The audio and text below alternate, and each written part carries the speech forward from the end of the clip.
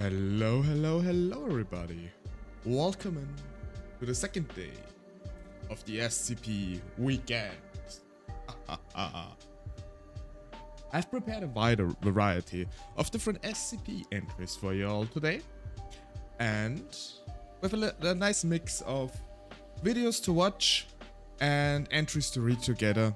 I mean, I'll obviously be reading them out loud for you all. So yeah, I hope this will be a nice experience for this Sunday, and especially since we're getting close to Halloween. Yeah. And of course, as yesterday's stream too, this stream is also part for the Extra Life donation campaign, which... Wait, hold on a second. Since when are we at 245? I was checking it 2 hours ago and we were at 190. Wait,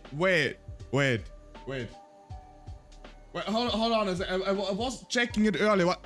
Did the counter just even go? I didn't get a notification. Wait, let me.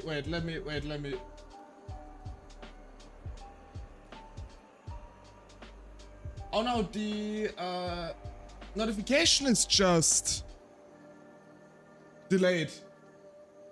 We got yesterday a donation for $55.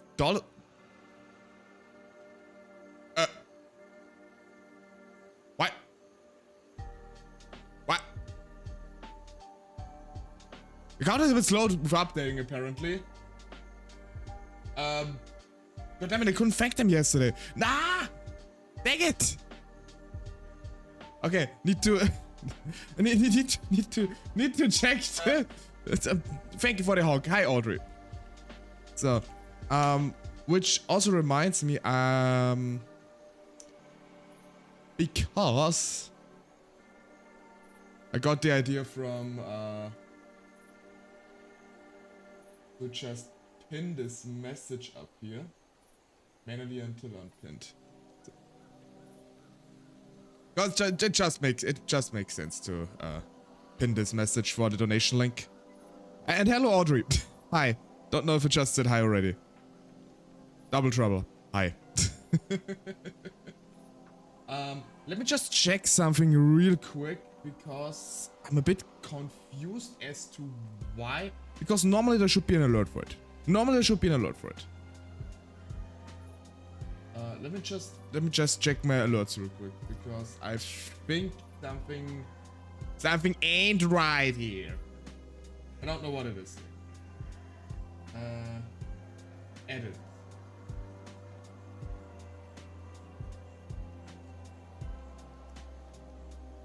There is definitely a tracker.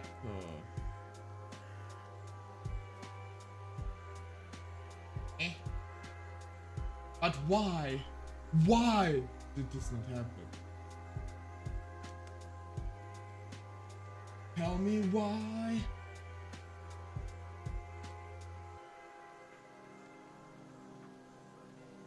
But let me just, wait.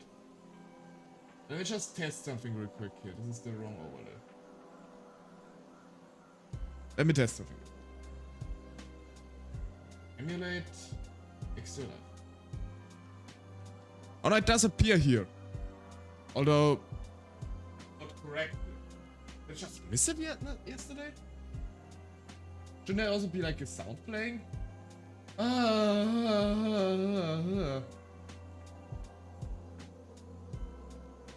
Hello, I'm professional streamer.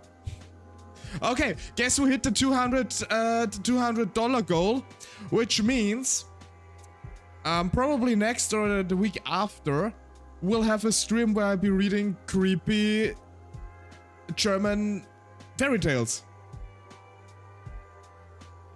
God, I should have ordered the Strobelpeter earlier already. I need to do that later. Yeah. Okay, I guess thank you.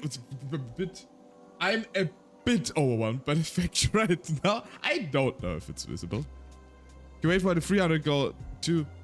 Yeah, honestly, I mean, I'm not sure if we're gonna reach it. We have 2 more weeks. I mean, I'll be leaving the counter running in the background. The banner won't be here anymore. But we will see. We'll see. But be that as it may, I will definitely I'll definitely play weird horror games at one point anyway. Just wanna check something. Okay. How is everybody doing, by the way? I hope you all have a nice Sunday so far. I hope you slept longer than I did, because apparently I only managed to scrounge 4 hours together. Because body was like, I'm gonna stay awake until 5 AM and wake up at 9. Why though? I don't know.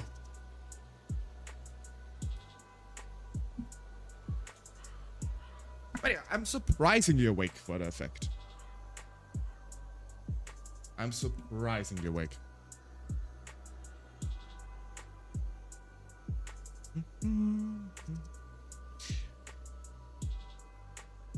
I like the music, sorry. I was just focused on the music a little bit. So yeah, I have prepared in total 10 different SCPs, 5 videos and 5 entries we're gonna read. I don't know if we can go through all of them, because especially some of the videos are like 20-30 minutes long. Not all of them, like we also have like one that's like 5 or 10 minutes. So it's a bit of a mixed bag. Scrounged together from requests I got and from some I wanted to include myself. Lots of entries, woot. From the video perspective, I know I know all the SCPs. The reading part, I don't know all of them. I know a few of them. Just as a little heads up. For the videos, I wanted to make sure those are ones I'm aware of, that they exist, what they contain and everything. I also made sure we have 5 different videos and I have 5 different YouTube channels included.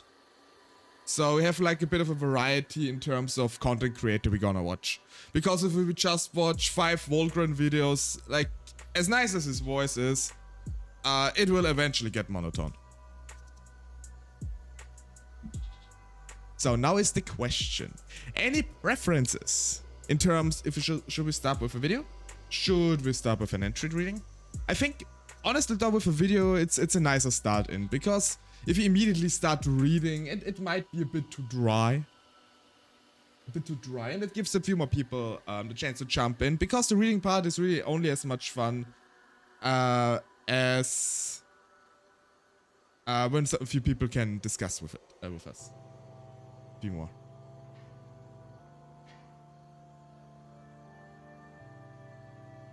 So, the question is, which one shall we start with? I don't want to start with this or with this. I think we can start with SCP-354, the Red Pool.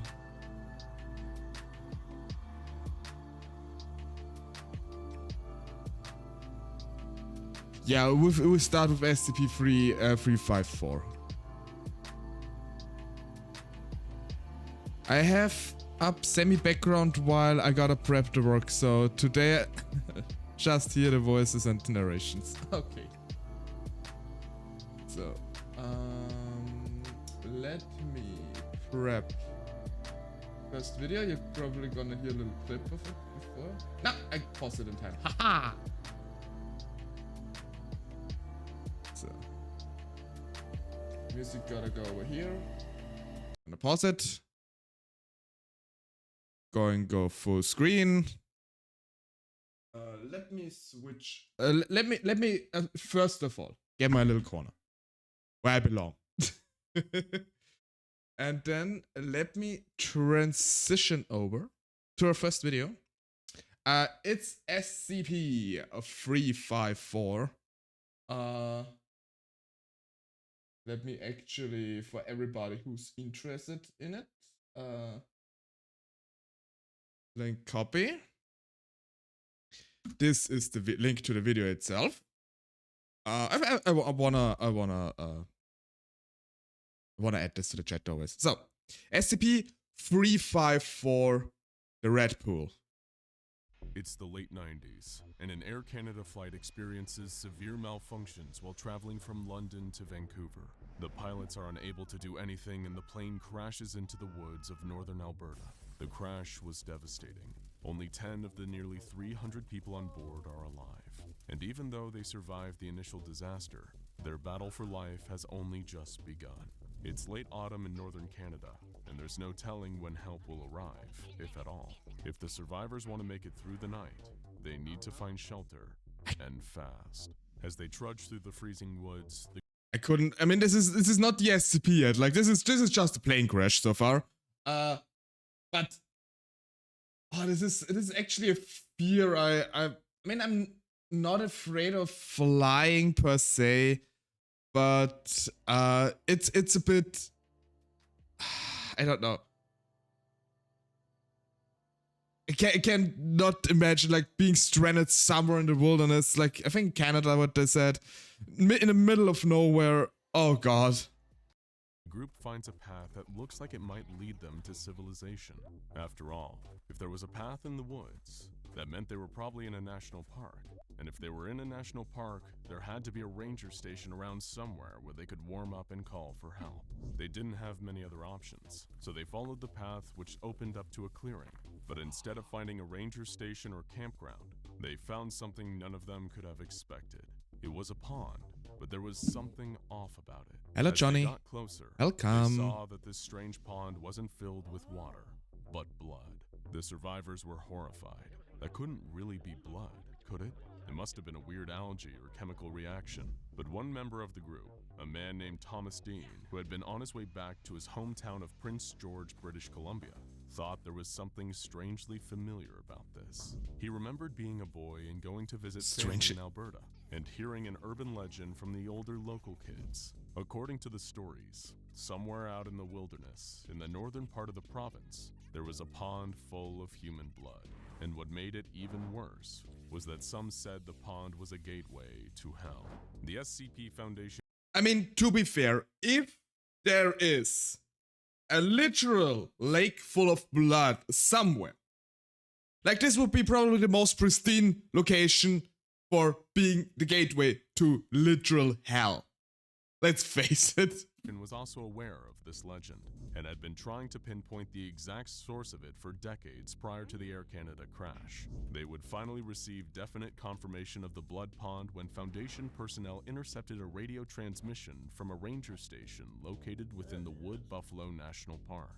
It was the survivors of the crash who had managed to make it through the night, and they were about to be escorted out of the park by rangers. The Foundation mobilized quickly to cordon off the pond, as at the time they were unsure of what potentially harmful properties the pond might have had.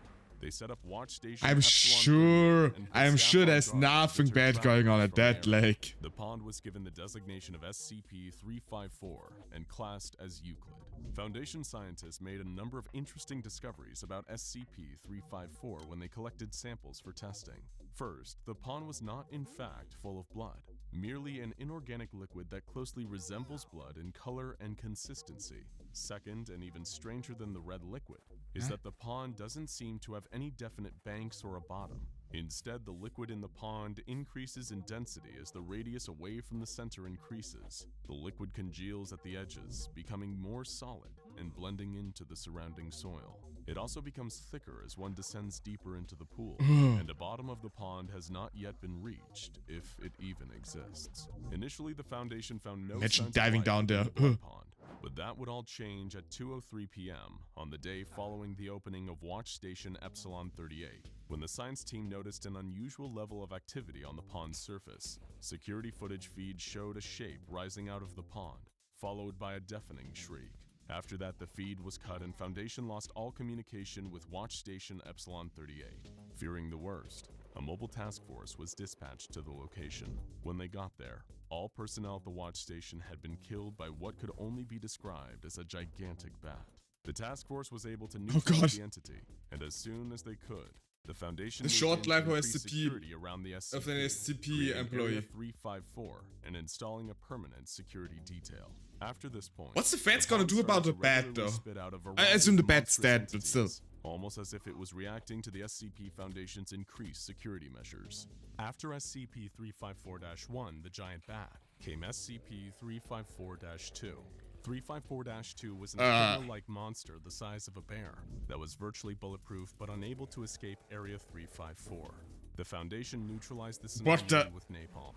SCP-354-3 was a floating black sphere capable of firing deadly beams of concentrated energy. The area's head scientist was able to hit it with a sledgehammer, causing the sphere to malfunction and self-destruct before it was able to escape the area. Okay, what kind of badass scientist is this? That you have like an orb that emits electricity out in the wilds, and he's just like, yeah, let me smack it with a hammer. Foundation wasn't as lucky with SCP-354-4. This creature was a reptilian humanoid that stood roughly 15 feet tall and was unable to be put down with gunfire. This was the first creature it's from the Godzilla pod to successfully escape containment and was only able to be neutralized when the Foundation sent in Mobile Task Force Omega-7, also known as Pandora's Box. The data on pond incursions is partially corrupted, so a complete list of creatures is not available. But some of the other monsters that came out of the blood pond include a killer robot, a set of gigantic tentacles that drag several D-class personnel into the pond, a pair of panther-like creatures, one made of ice and the other of magma, that ignored Foundation staff and instead fought each other, and one seemingly normal human man who was executed as soon as he emerged from the pond. Tests on his body revealed that he was, in fact, totally normal and would have posed no threat.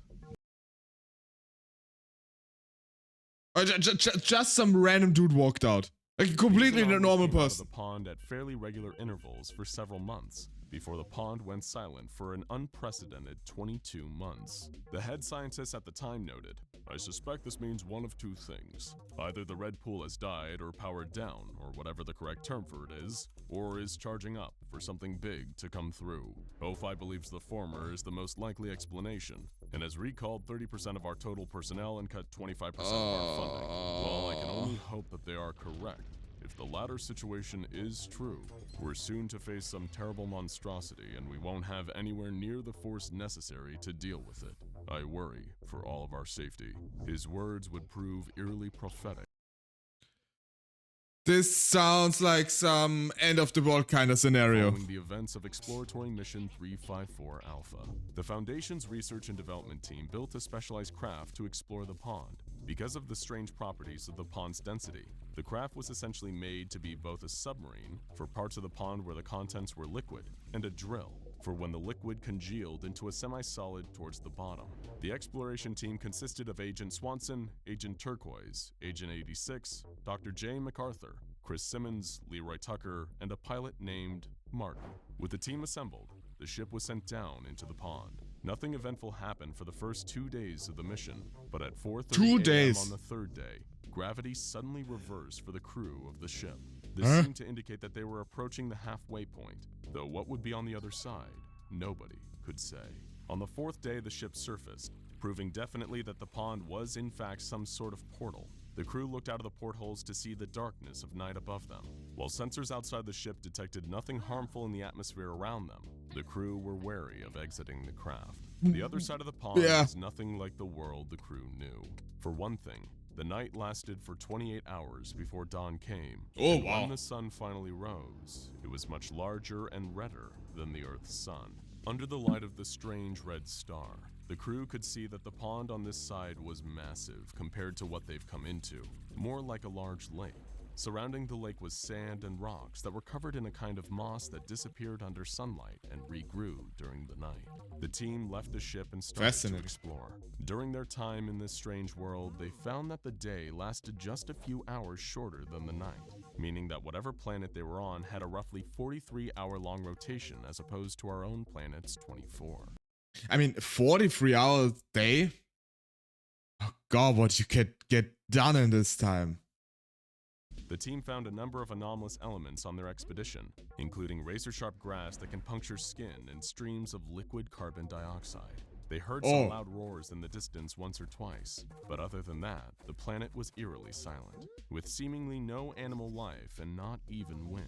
When it rained, the soil remained dry, and based on that, the scientists theorized the plants in this world were more efficient at absorbing moisture. On the 25th day, the team ran into a huge metal efficient wall its that own appeared to way. be artificially constructed. Luckily, Leroy Tucker, a quick-thinking researcher, was able to rig a blowtorch from camping supplies and melt a hole through the metal. On the other side, there was finally wind and odd black grass. That's the extent of what is known about the other side of the wall, because the expedition logs are heavily corrupted after that point. But we know that whatever was in there wasn't good, because the team never returned. Strangely, there's no record of any names mentioned in the ship's log, almost as if being killed on the other side completely erased them from history. No other expeditions into the pond were launched after that. On an undisclosed date, a year following the discovery of the Blood Pond and construction of Area 354, the site was completely evacuated, and power was cut to the area. Mobile Task Force Theta 12 was dispatched to investigate the cause of the evacuation, but before contact could be established, the area's on-site nuclear warhead was detonated, completely destroying the site. MTF Theta 12 was then attacked by a convoy made up of D-Class and other low-ranking staff who had evacuated Area 354. It was apparent that there had been some kind of mutiny within the site, and that a dissolution of the chain of command had led to its evacuation and destruction. Once again, I think I said something similar yesterday in the stream. Like, how is it that this kind of thing can even happen at the SCP Foundation? I mean, to be fair, there are like 10,000 anomalies by now and whatnot, but still. Destruction. The convoy totally annihilated MTF Theta 12, and no further contact with the former personnel of Area 354 has been made since. Following the site's detonation, a new site was constructed called simply the Red Pool Containment Site. Unlike the previous facility, which focused on research and neutralization, the new site is entirely concerned with containment. The shift in directive came as a response to the pond's apparent reactive nature. Each creature that emerged from the pond seemed to be in retaliation to the Foundation's actions, and it was theorized by some that the mutiny at Area 354 was triggered by some kind of psychic attack from the pond itself. An interview in the SCP file on 354 reveals that there was one more disastrous attempt to control and understand the Blood Pond. According to an interview with a Foundation agent, the head doctor proposed a scheme to drain the Blood Pond using a system of pumps and hoses. All non-essential personnel were evacuated in case of emergency, leaving only the pump technicians, D-Class personnel, and a few agents for security. However, as soon as the pump was scheduled to be turned on, everyone at the site experienced a mass dissociative episode. The agent described the feeling they all experienced as like being in a dream and suddenly realizing that you're asleep. He said, "Everything stopped being real. It was like we had to escape right now." When asked what happened when the pump was turned on, he simply explained that it wouldn't let them. This interview confirmed the theory that the pond is not only capable of releasing monsters out into our world, it's but sentient. also that it's capable of powerful but much more subtle psychological attacks. This suggests a chilling possibility that the pond isn't just blindly reacting to being attacked, but it's fully sentient, and the actions of the SCP Foundation have only served to annoy it. And worst, studies of the pond's banks have proved evidence that the area of congealed the pond just wanna be left alone on, I think. Expanding. That's right. The pond is getting bigger. The last thing the Foundation agent stationed at the site said before being dragged out of the interview and sedated was, "It gets bigger and stronger every day, and now we've made it angry." Now go check out SCP-087 The Stairwell and SCP-096 The Shy Guy for more classic Foundation foes. Oh boy. Oh boy. Oh boy. Oh, I think I just... Did I just... Yeah. I removed my backpack. Oh joy, yeah, oh joy, it's getting bigger. We all get swallowed by the blood pool. Swell. Oh, better not swell because it is technically swelling up. Whatever. It's... Thank you for the cat ears. Meow.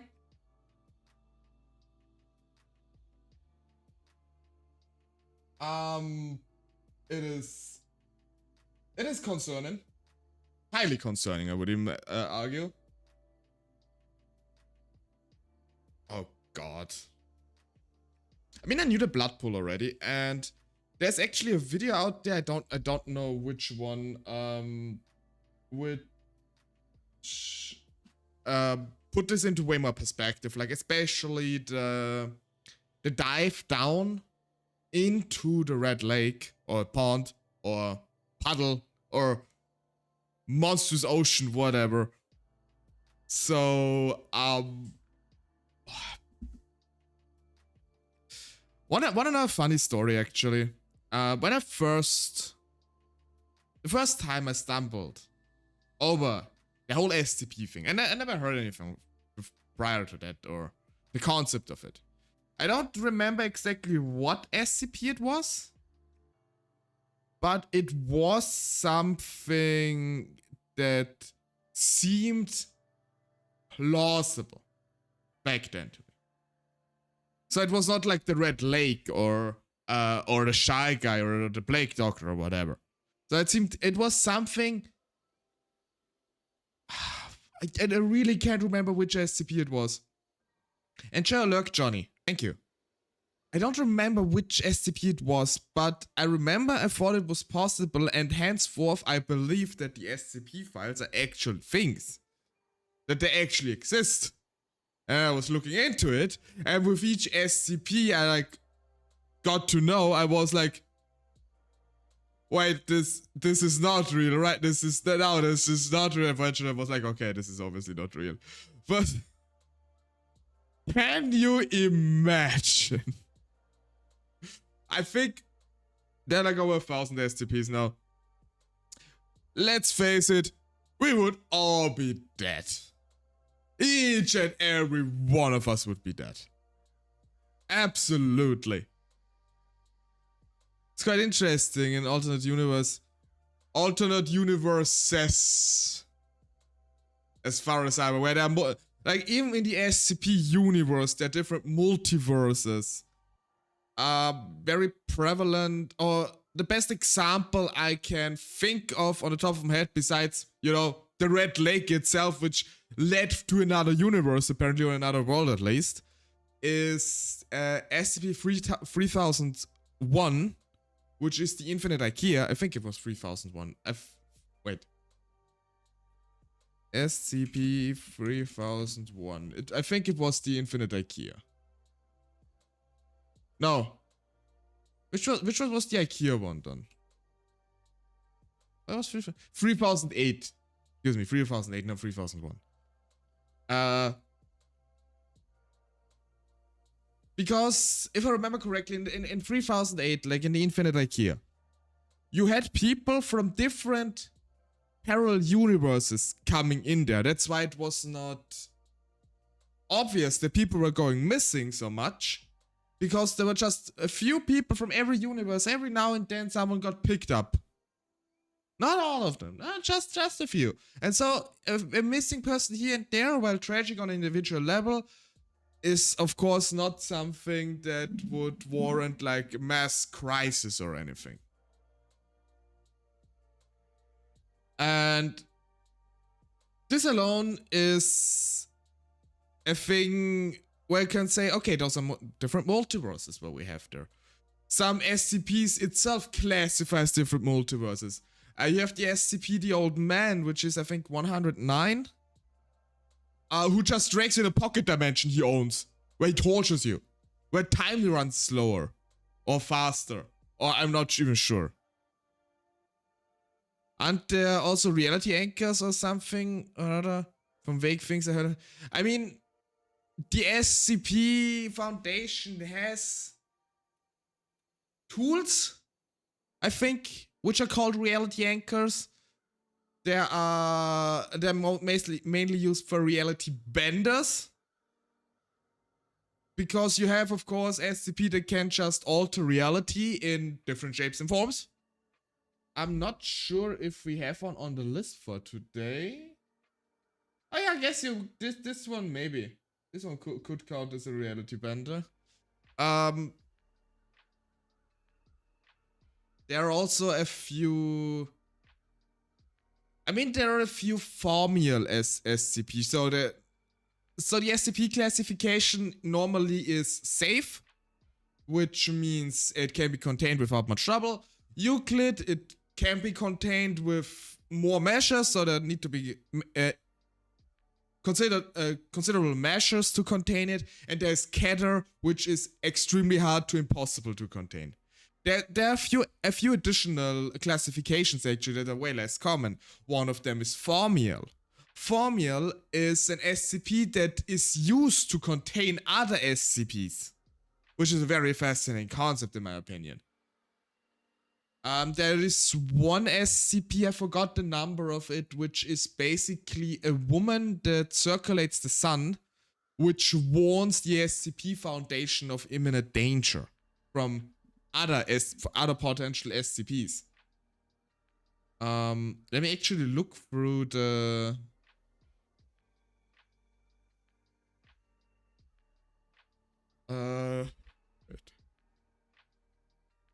we have...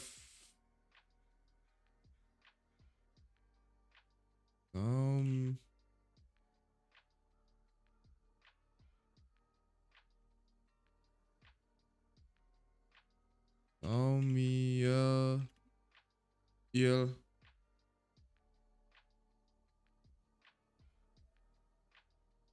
So maybe I can... Termination attempted. Which one was it?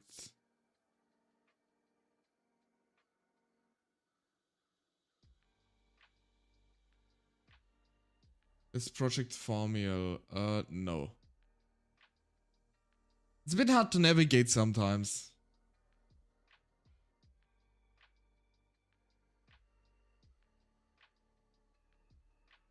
Nah, it was not SCP-3000. There's also SCP-2000, Deus Ex Machina. Was it 3000? No. It's SCP-179. So, Thaumiel are one of the rarest classifications generally in the SCP Foundation. And they often tend to be very interesting. Because they really go into the different... into other SCPs. Because often they're used to contain said other SCPs.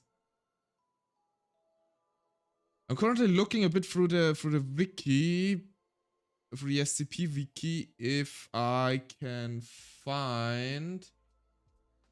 There's, I think, not a list of classifications for this. Maybe I can find it. List of SCP. List of formal SCPs. So.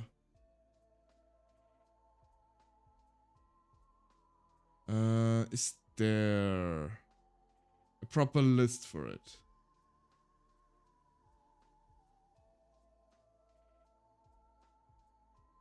Are those formal?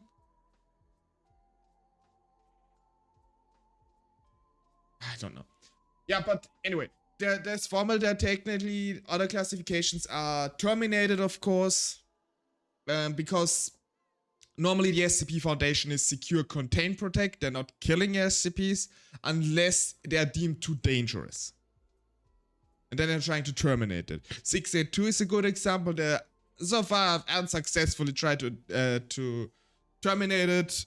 The giant lizard creature that hates humanity. List of SCP classifications. Let me check. Oh wait, there are a few more that I don't even know. Wait, what do we have here? Wait, let me check real quick. So we have Safe, Euclid and Keter, and Thaumiel. Those are the 4 primary classes. Then we have secondary classes, which is Apollyon. Anomalies that cannot be contained are expected to breach containment immediately, or some similar scenarios. Such anomalies are usually associated with world-ending threats and K-class scenarios of some kind. Okay, then there's Archon. Archon class SCPs and anomalies that could theoretically be contained, but are best left uncontained for some reason. Okay, and of course, there are a few SCPs that the SCP Foundation is aware of. They exist, but trying to contain them could cause an issue. Or could cause a bigger issue as if they are left uncontained. I heard about this classification actually. I think isn't there like an old man and if you're too close to him you die or go mad or something? I think there's something along this this line. I don't remember which one it was though.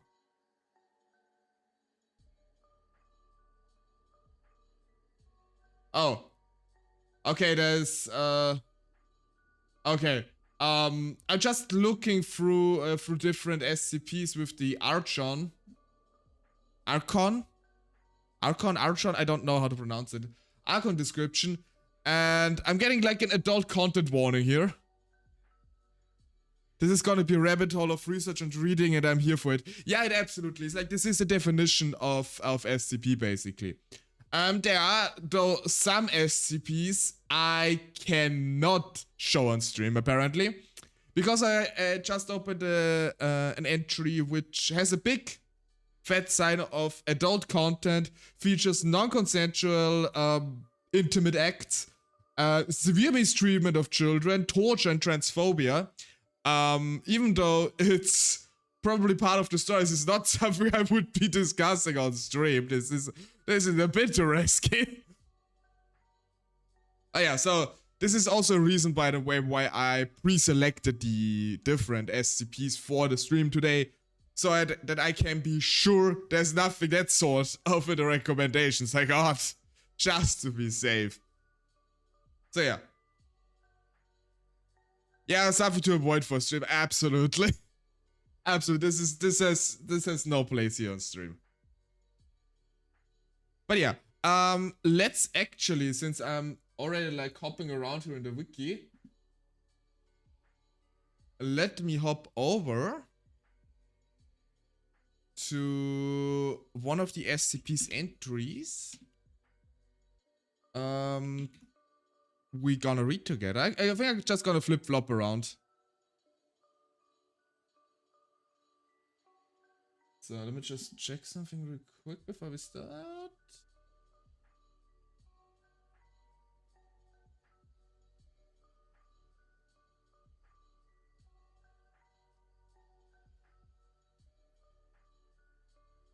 Okay, we have... Can I see the name here somewhere? The SCP Wiki is a bit weird with the name here. Because the official name is always the SCP-whatever the number. But they always have like this unofficial name and it's not always that easy to find. But this is an SCP I think Alistair recommended, if I remember correctly. So we're gonna hop over real quick to that. Okay, we're already here. Transition.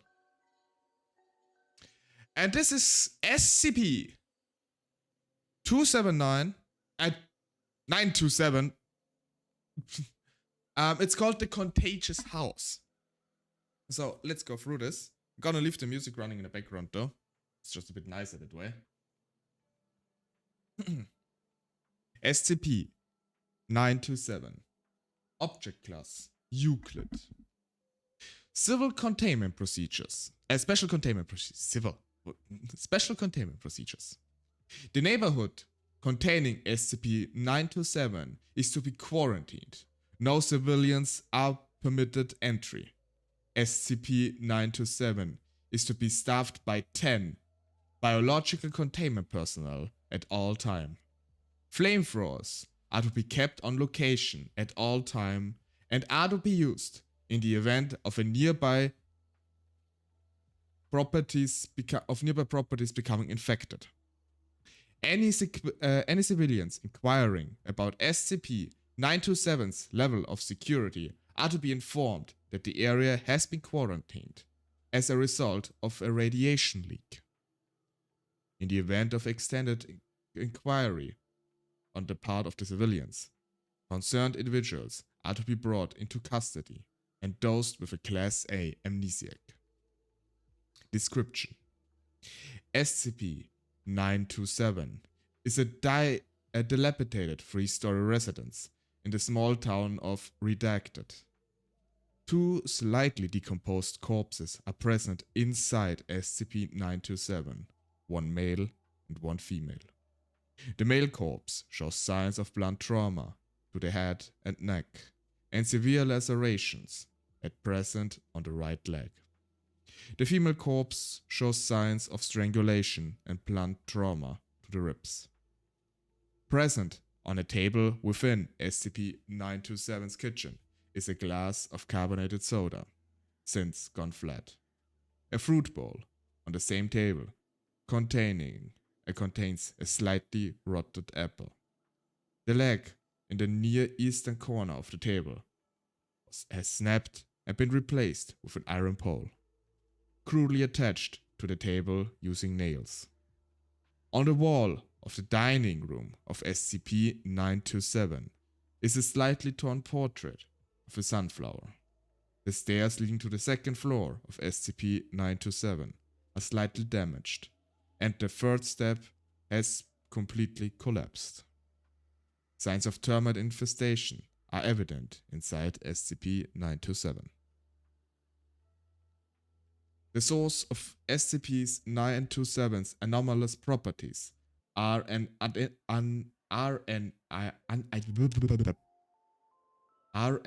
unidentified form of microorganism, hereafter referred as SCP-927-1. SCP-927-1 has infected all surfaces inside SCP-927 and is also present within all liquids in the residence.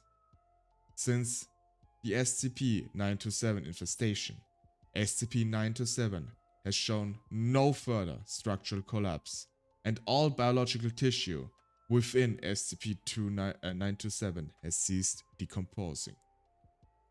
SCP-927-1 reproduces quickly and has on multiple occasions infected other properties in the area. Upon infestation of a residence, SCP-927-1 will proceed to replicate SCP-927's conditions. SCP-927-1 will infect any humans in the residence, usually killing them by tunneling through their heart. SCP-927-1 will then proceed to systematically injure the corpse. In the case of males, SCP-927-1 will replicate blunt trauma to the head and neck and will tunnel the right leg to create severe lacerations. In the case of females, SCP-927-1 will apply precise trauma to simulate strangulation and blunt trauma to the ribs. If there are more humans residing in the infested residence of SCP-927, any additional corpses within the infected residence will be broken down extremely quickly, until no evidence of its existence remains. SCP-927-1 within victims' bodies will, through a process as of yet unknown, alter its DNA until it is identical to the corresponding body within SCP-927. Any carbonated liquids within SCP-927 will go flat, and fruit will rot to a certain point and then cease decomposition completely. SCP-927-1 will convert the leg in the northeastern corner of any table within an infected residence to iron and produce nails identical to those in SCP-927. Any paintings, portraits, or photographs within infected residence will convert into a slight torn painting of a sunflower. If a residence infected by SCP-927-1 possesses a second floor, the third step will be tunneled through and made to collapse. SCP-927-1 will produce live termites within the walls until the residence can be considered infested. SCP-927-1 will tunnel through surfaces until they have reached a similar state of collapse as SCP-927. Removing objects from SCP-927 appears to have no effect on this conversion process, as it would have seemed SCP-927-1 is operating on a template of SCP-927 state when it has been first infected. SCP-927-1 has proved vulnerable to heat, and use of flamethrowers is advised to deal with infected residences.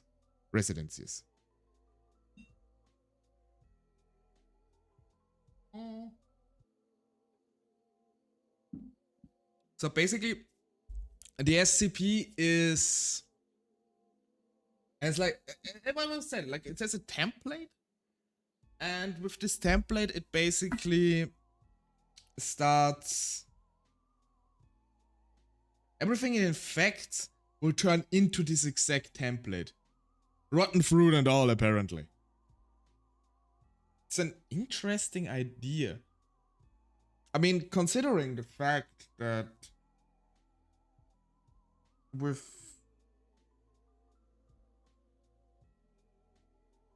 even with the corpses, it seems like there was some sort of domestic fight in a rather dilapidated house, and it somehow replicated it. Replication of a moment frozen in time or something. Exactly. It's literally frozen in time. The question is why? Created out of a spite?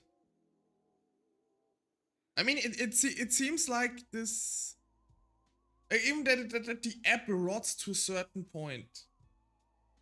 That there are always two corpses with the exact same.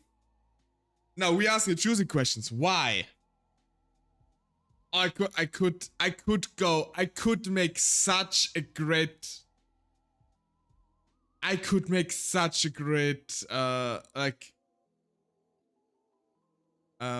Move over to SCP-5000, because SCP-5000 is just called why.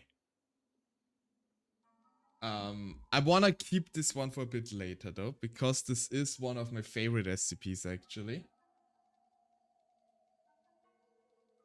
So gonna keep this for now in the back pocket. We have a bunch more, but yeah, this is like one of the really cool ones in my opinion. But back to this one. So 97 was recommended by Alistair. The concept of just replicating everything, and this is really one of the burning questions, like why is this happening? There don't seem to be like any research protocols towards it. So as far as we are aware with our clearance on the SCP wiki, licensing and citations. Wait, there's something. Side page. Okay, this is just who created it. That's fine. But yeah, there's the only thing I've noticed. Yeah, it's not publicly. It's not known in the file which town it is. It is a small town somewhere, and a 3-story residence. It could be anywhere.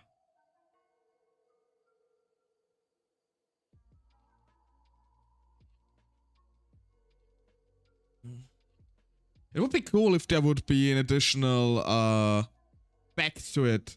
What did happen here? What caused all this? But sadly, we don't know it. Let me flip over real quick to the next thing we have. So we watched the Red Lake.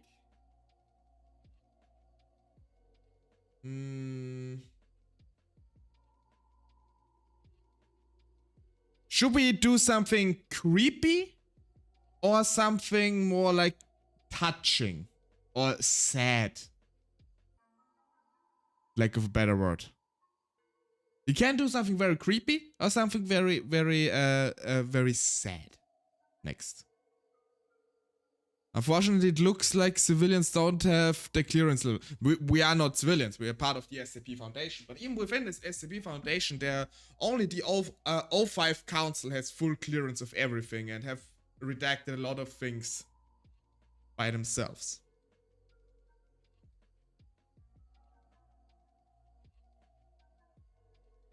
Highly strange members in the O5 Council. Nobody knows who they really are. Not even their names. They all just go by their handles, you could say. O5-1, for example. Nobody knows who O5-1 is, by the way. Not even the other O5 members, as far as I'm aware. Could be wrong. I'm a bit rusty with the initial with the details.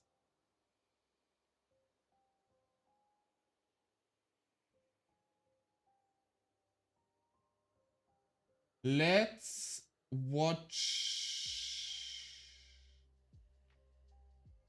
one end on this one.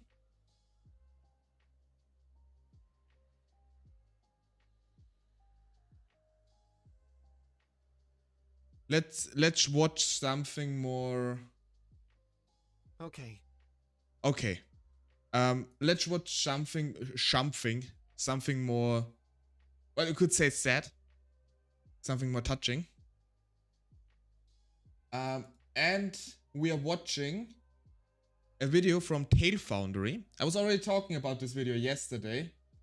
It's about SCP-1762, where the dragons went, or where the dragons.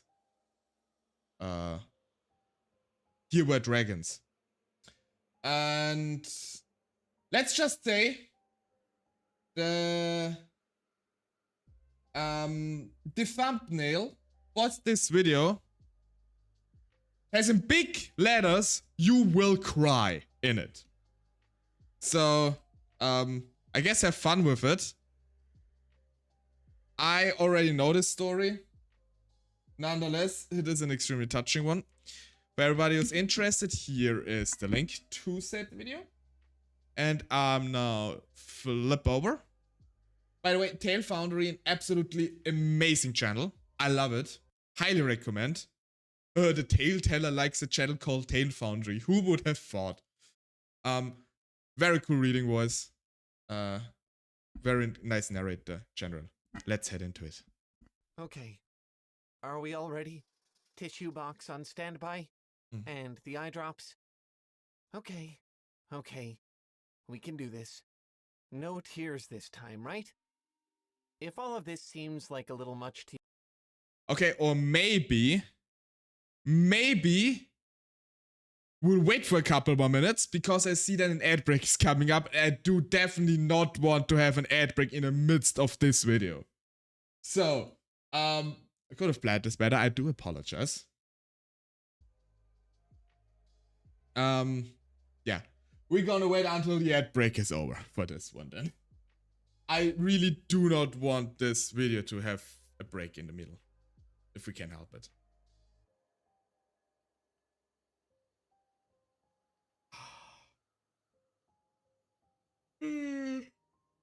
Okay, sorry, I do apologize. Getting a little bit tired here.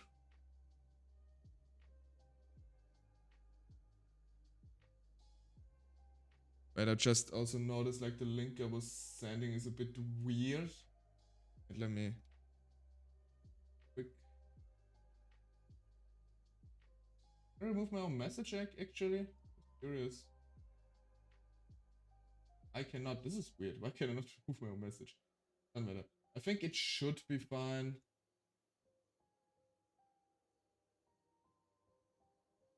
Yeah, I guess it should.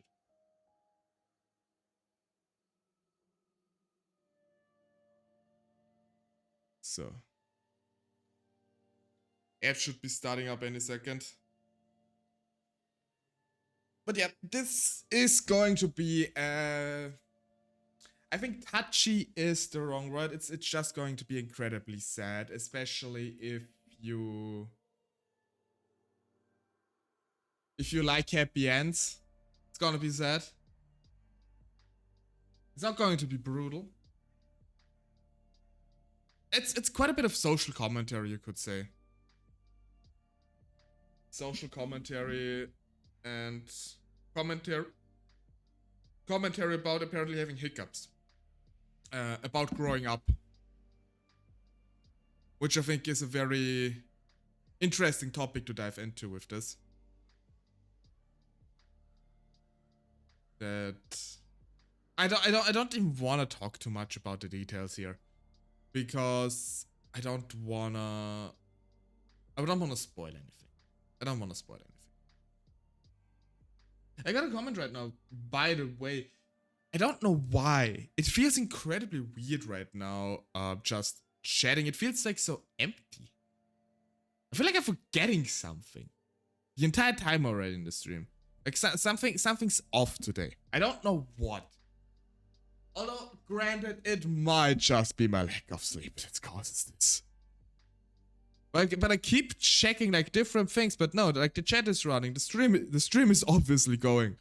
I have the videos. I have the music. I have like my model, everything.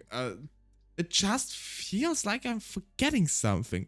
I don't know what. It's driving me a little bit nuts, honestly. I don't know what's going on. Maybe because chat is a bit slow today. Maybe because I'm paranoid. Maybe because I slept too little. Maybe I'm just crazy. I mean, I know I'm crazy, but more than usual.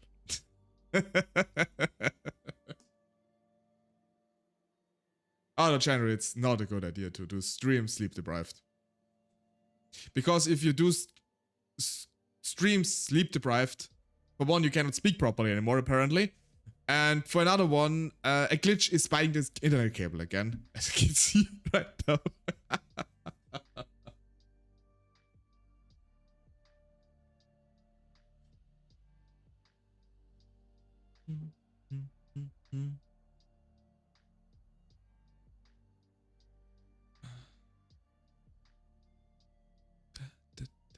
I don't know. I like.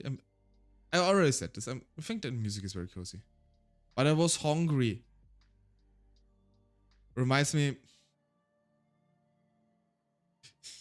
You want some cable salad, Audrey?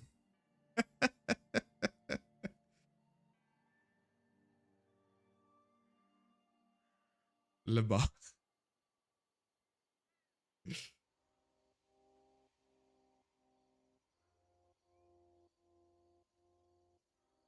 A little bit here. Give me a second.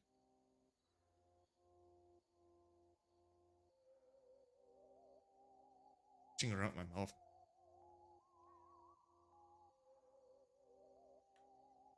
So, okay, we're back from ad break. Let's just wait until the message from Seribot pops up. Now. Now. Okay, I'm not good at typing. Okay, welcome back everybody from ad jail. Yeah, as I said before, we're not gonna watch this video from Tail Foundry. This story will hurt your soul. SCP-1762, where the dragons went. Or here were dragons. Okay. Are we all ready? Tissue box on standby? And the eye drops? Okay. Okay. We can do this. No tears this time, right? If all of this seems like a little much to you, it's probably because you don't know what we're about to do here. The story I want to share with you in this video is one I've been wanting to share for a long time now. I just wanted to be ready for it. but I finally had to accept it. There is no way to be ready. This is more than a story. It's a confrontation with one of the hardest realities we dreamers have to face. If you're creative, if you've ever imagined anything, if you love fantasy, it will break your heart. And that's all there is to it. You've been warned. So, if you think your heart can take it, let me share with you the tale of where the dragons went.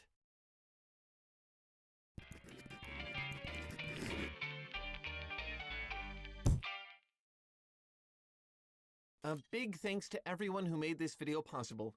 Everyone who continues to watch, like, subscribe to these videos, and especially all of you who have decided to support the show on Patreon, thank you so much. There is absolutely no way we could make something like this without all of your help. We love you. No.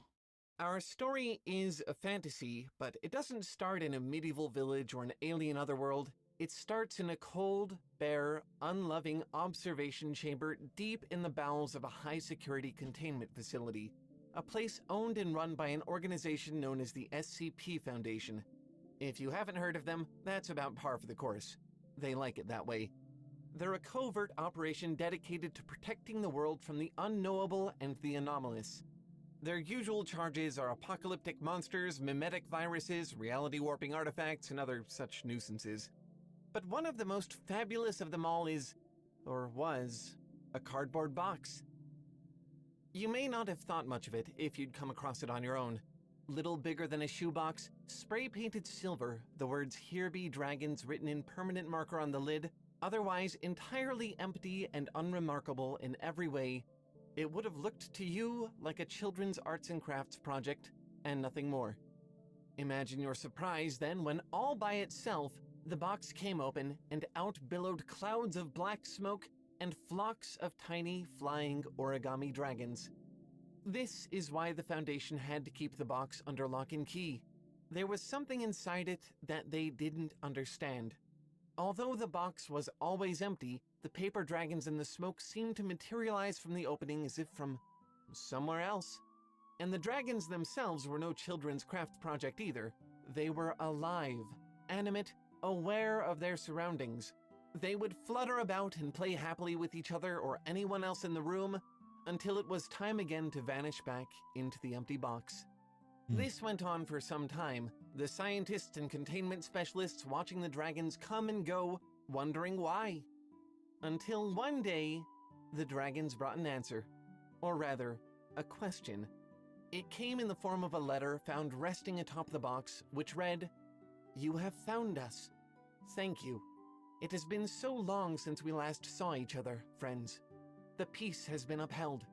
The giants and behemoths have kept their word and have not caused any trouble since you last came and gave the order. We missed your company.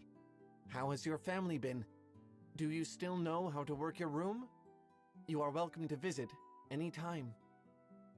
The Foundation provides no explanation of the possible implications of this message, but I think it's pretty clear what we're dealing with here.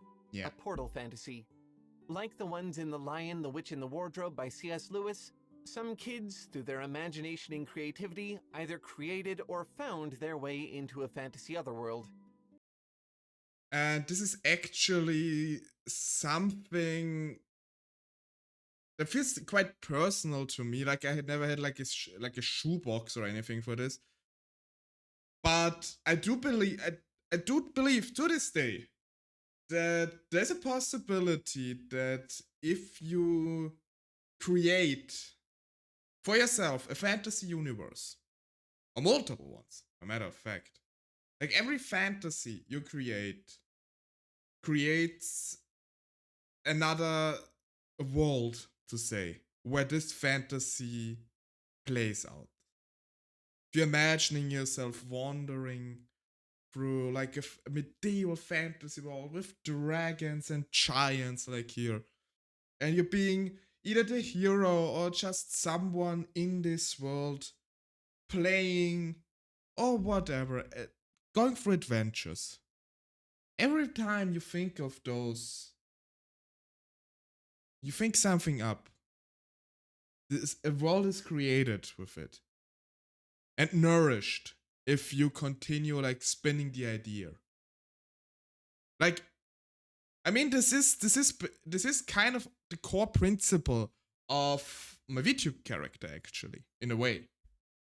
Since my VTube character is basically placed around the idea of hopping through different universes, but not just haphazardly like we are seeing Rick and Morty, for example. Like, oh, there's just some alien planet or whatever.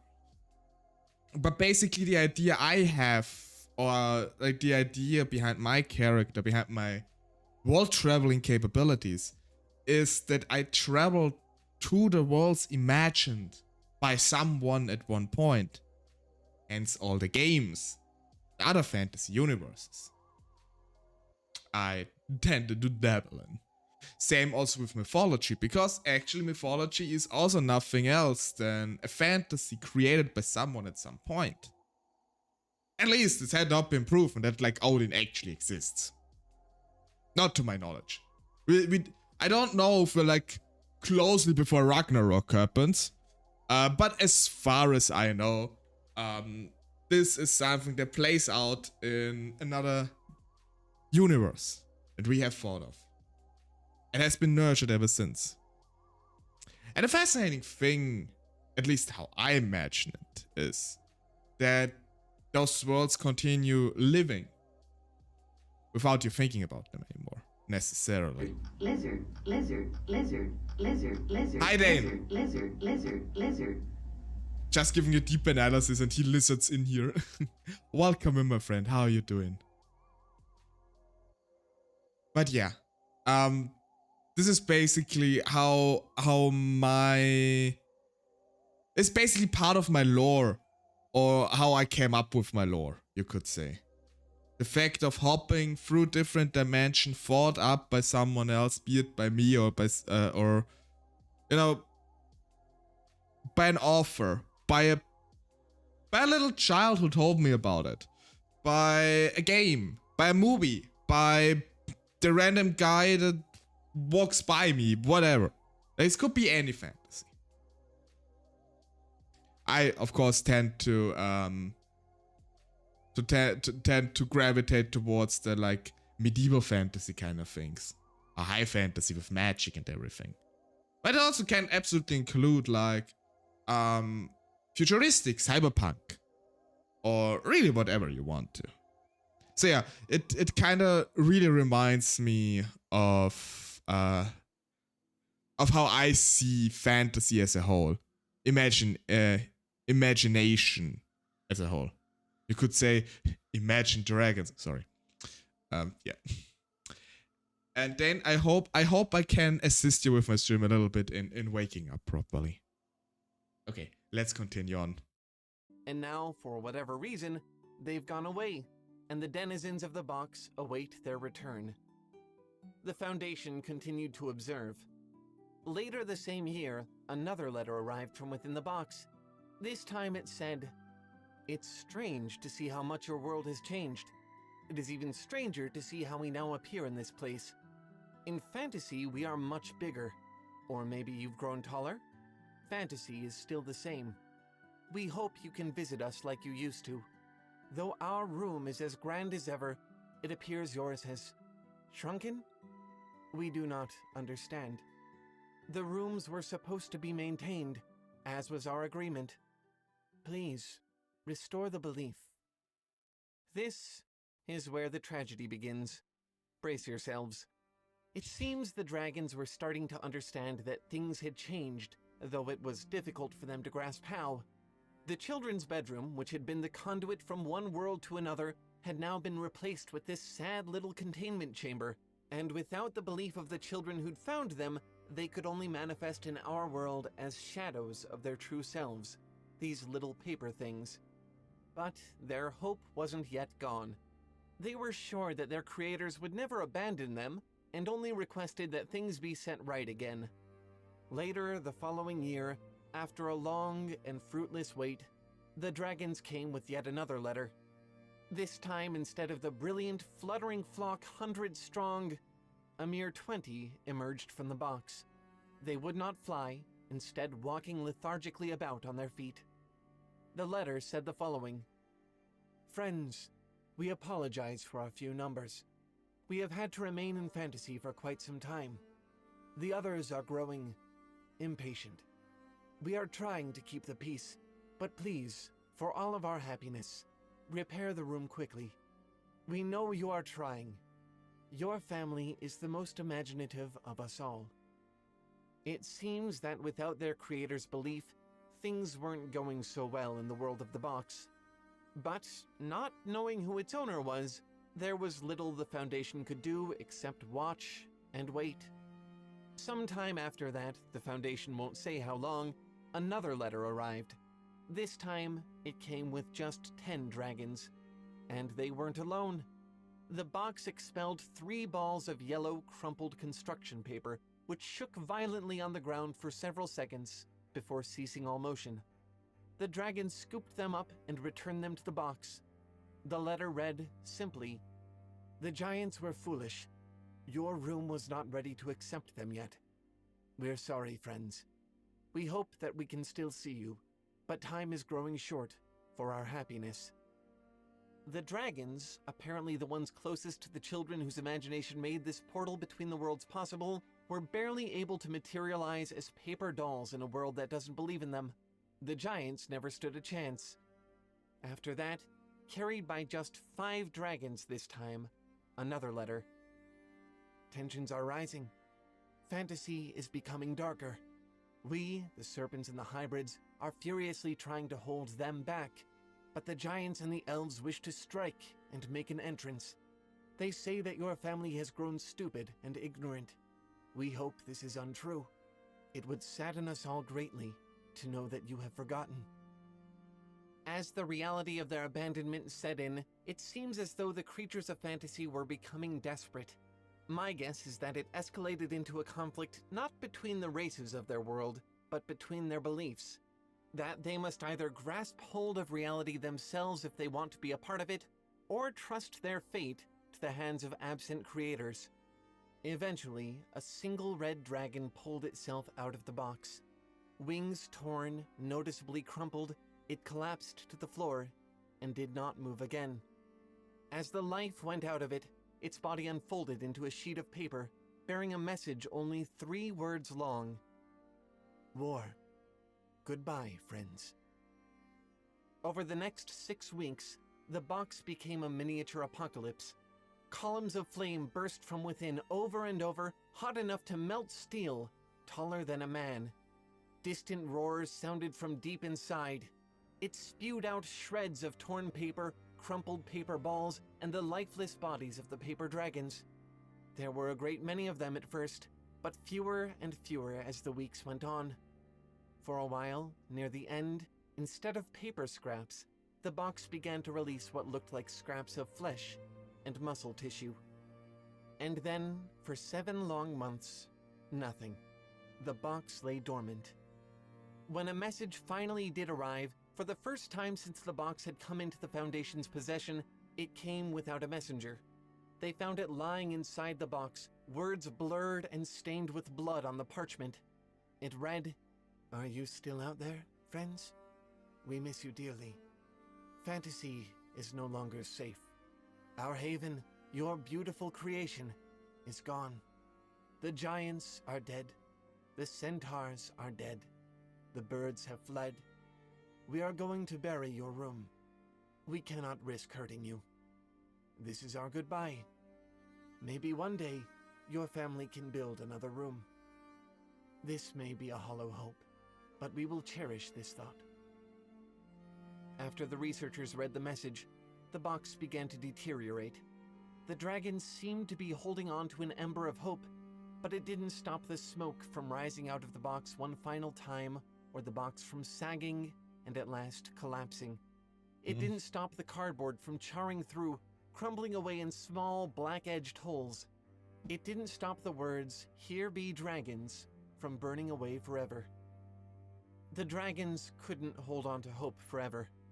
After one more period of waiting, holding on to that last ember, the dragons let go. The Foundation received one final message from the box, a papyrus scroll. Most of it was covered in a painting of a mountainous landscape filled with large trees and waterfalls. In the distance, there was what appeared to be a single dragon flying toward the horizon. In the bottom right corner, written in black ink, were their parting words. Master says that we won't see you again. We are sad. So are the remaining others. We once filled each other's heads with dreams and goals. It is so sad that we cannot share them any longer. Master says we have to go. He says that he will make us a new fantasy. He says you cannot be a part of it. We are sad. We love you. We will not forget you. We are scared. Will you forget us? As soon as the scroll was removed from the box, salt water began to leak from the charred remains.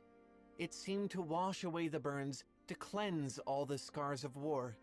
Within 3 minutes, the entire thing had been restored to its original state. No bigger than a shoebox, spray-painted silver, text written in Sharpie on the lid. Only now the words, "Here be dragons," had been replaced with the words, "Here were dragons." Now you probably understand the tissue box. I'd let you borrow it if I could, but it's a really painful story in a really unexpected way. We're sad about the dragons, yes, we're sad about the world inside the box, but I think the reason this story hurts so much goes deeper than that.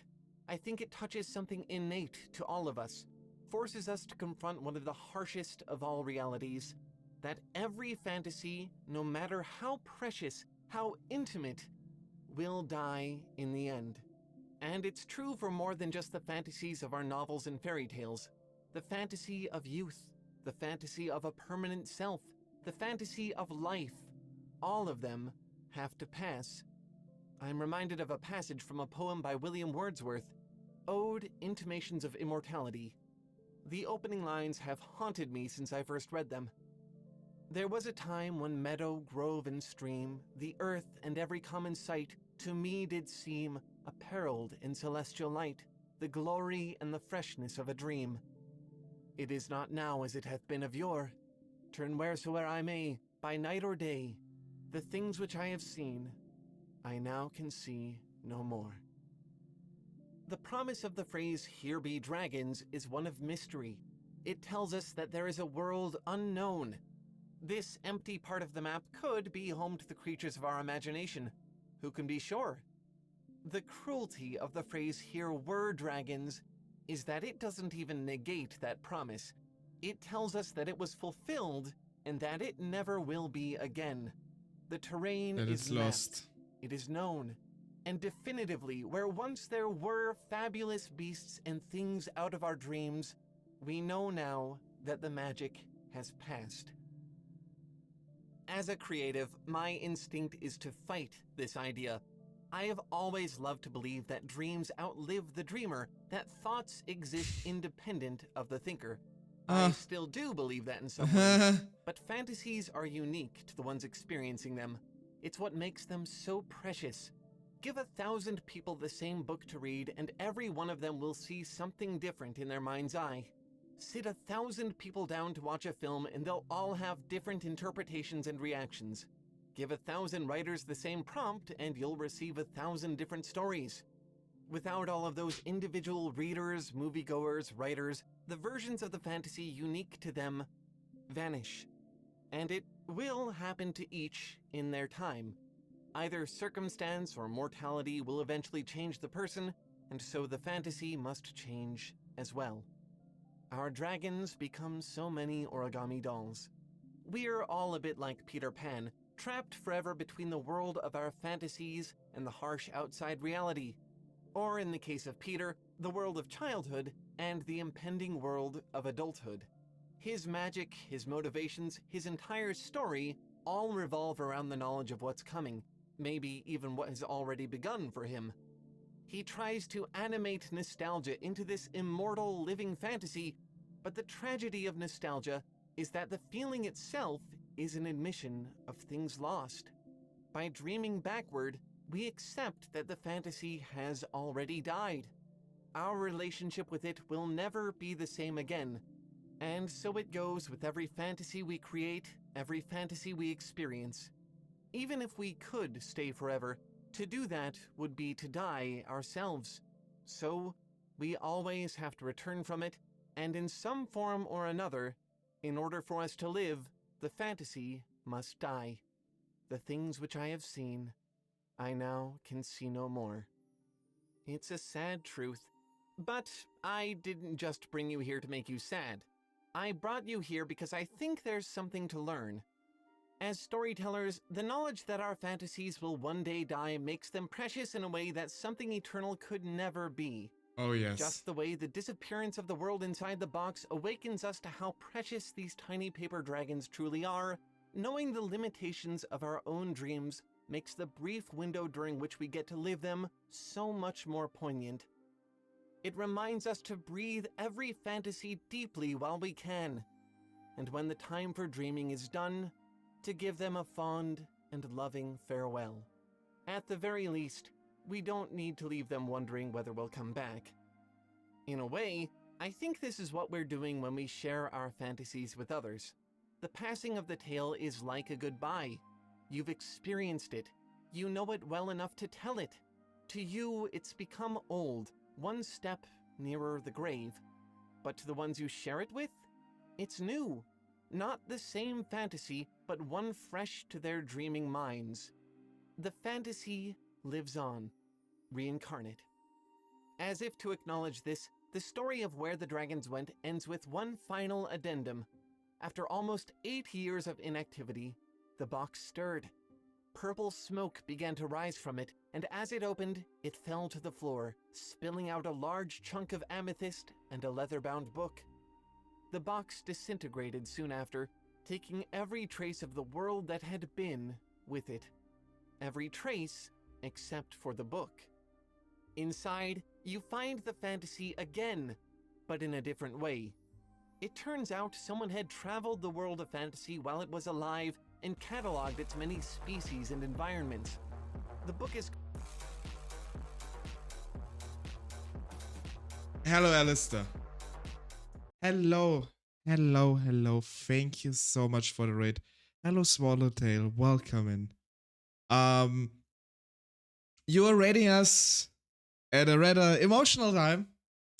We're currently watching a video from Tail Foundry about SCP-1762, where the dragons went. Don't apologize. Oh, don't apologize for coming over. Oh my. I hope you had a nice stream, Alistair. Welcome in, everybody. We're having an SCP weekend. And right now we have a bit of a more solemn moment as we're watching this video together. It's already the second video, the third SCP we're watching. We always switch between video and SCP entry, back and forth. On the second video right now, the third SCP. And this is an SCP I wanted to include personally. I was talking on yesterday's stream about it already. A story about what it means. Basically, it is a story which represents my character very well in general. The idea of living through fantasies, through stories. And the video was making a very good point of once you are at the point of thinking about the stories you heard, they're already in the past. It will never be the same for you ever again. Because you're speaking of the past, those things are gone. But as a tale teller, you can tell those tales and help others experience these feelings as well. And help to keep the story alive in a way. Even though maybe slightly modified due to mouth to ear conversation. Or spreading it from mouth to ear. And this is actually I want. I mean, it's a good opportunity to interject right now since I had the raid anyway. Thank you so much, by the way, as I haven't mentioned it already. I think it's a very. I think it is noticeable when I talk about it like this that this video is also one of the videos that kind of helped me create LuxTaleor in a way, or were the basis for a certain aspect. The aspect of that stories shouldn't be forgotten, if possible. So that someone collects those stories and retells them. That someone just can help or can do a little part so that the dragons can continue on staying. That the box doesn't read, here were dragons at one point. Yeah, so this a bit of more solemn thing. We have more creepy ones coming up too. So just a little heads up. But I feel like a little bit of a roller coaster of emotions is a very nice touch for those kinds of streams. So let's finish this video. We only have like a couple minutes left to go for it. Called Beasts of the Old Letters, and he spins out, you find the fantasy again, but in a different way. It turns out someone had traveled the world of fantasy while it was alive and cataloged its many species and environments. The book is called Beasts of the Old Letters, and through it, the fantasy comes alive in our own minds. It becomes our portal, even without the magic of the box. The amethyst was inscribed with the words, "One last time." Sometimes, that's all a fantasy needs. Be good to yours. Share them. I say that like it's an easy thing to do. Really, as have to artists, run, don't I think mind we me. tend to undersell Thank you how for the raid. difficult it is to take care of our ideas. Translating the nebulous stuff of your dreams into something concrete is a task in and of itself, never mind making it digestible for others. No matter how good your idea, how passionate you are about bringing it to life, something as simple as organization can doom it to a fate much like these poor little dragons. But it doesn't have to be that way. There are tools that can save you and your ideas the heartbreak. Okay, I think And this one is of more our of a... absolute favorites is World Anvil. If you're not familiar, World Anvil is a... Yeah, this is... this goes beyond the story now. I don't know World Anvil. It's a tool to help you create your own world. I think if anything, Panda could know something about it. He's interested in this, or maybe Cirque. I don't know. But yeah. Here there be dragons. It is a very... It's a very touching story. It is a story that resonates a lot with me personally, as I already mentioned. It's just something that you could say is my vibe. Wait, let me be on this picture. I think this is a very nice frame to stay on. This is just something that's, as I said already, that resonates with me. That is part of my identity of sorts. Part of how I believe or want things to be, you could say. But yeah, incredibly nice story. For anybody who wants to check out the full video as well, let me send you guys the link once again here in the chat. I think with this, wait, I can also, yeah. Because here's the link to the video. In case you want to watch it for yourself, especially for the raiders that came in case you are interested in it, definitely go give it a watch. Go subscribe to Tale Foundry. It's an absolutely amazing channel if you like stories. I cannot recommend it highly enough. But yeah, now that we're all a bit choked up and sad, let's go with some more SCP reading to calm our nerves. Let me check. Yeah.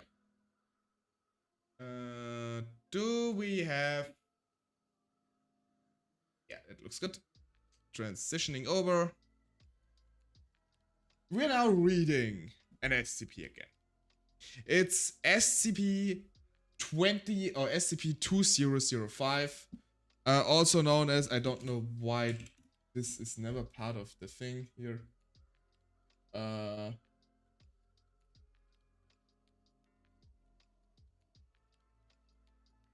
What is SCP-255 also called? Let me check this over here real quick. SCP-2055 Where Dire. I'm not familiar with this one. I just glanced over it really. So this will also be something new for me. I not know the full story of it. So we're gonna experience this together after I've hydrated a little bit, and you should do too if you haven't. Hydration is important, everybody.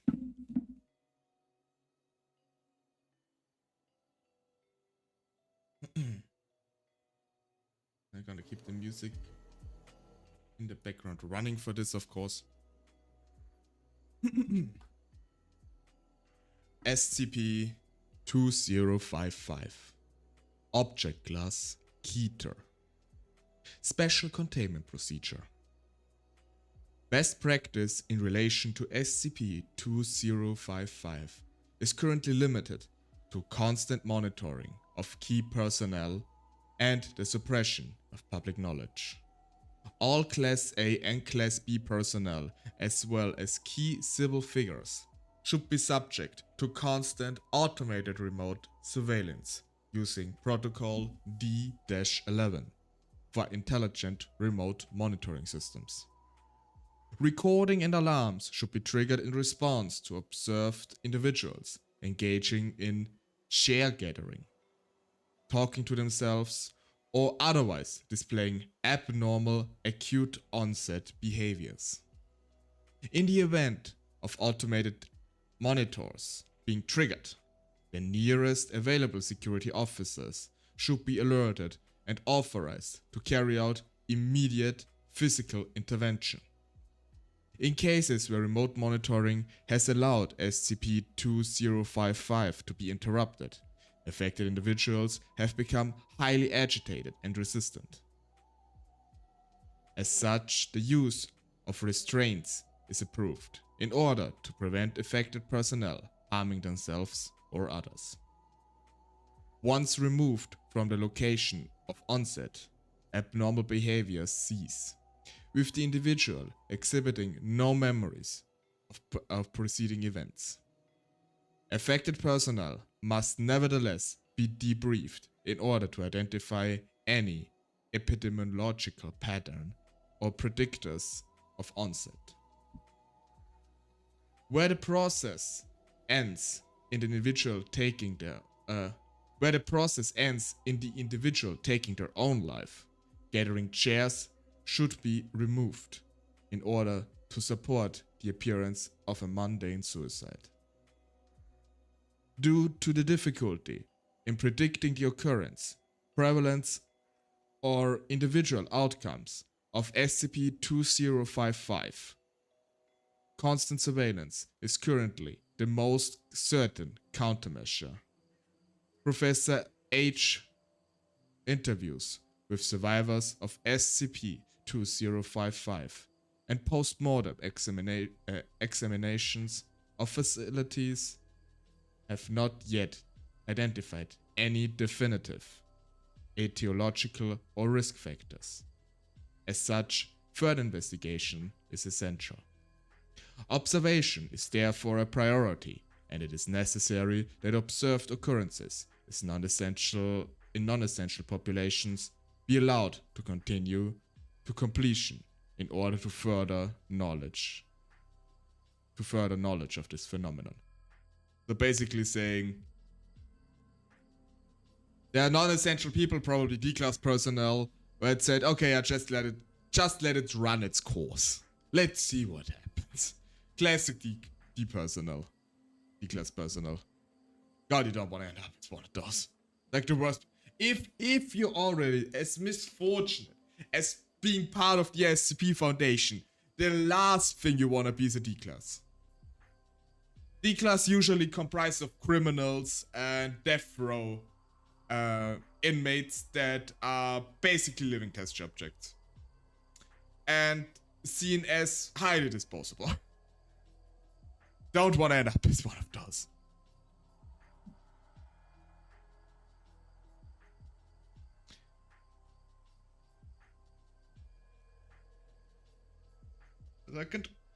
Sorry.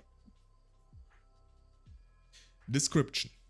SCP-2055 is a behavioral phenomenon that has been observed in redacted % of the global population. Estimating the precise number of cases is difficult, as survivors of SCP-2055 retain no memory of the phenomenon.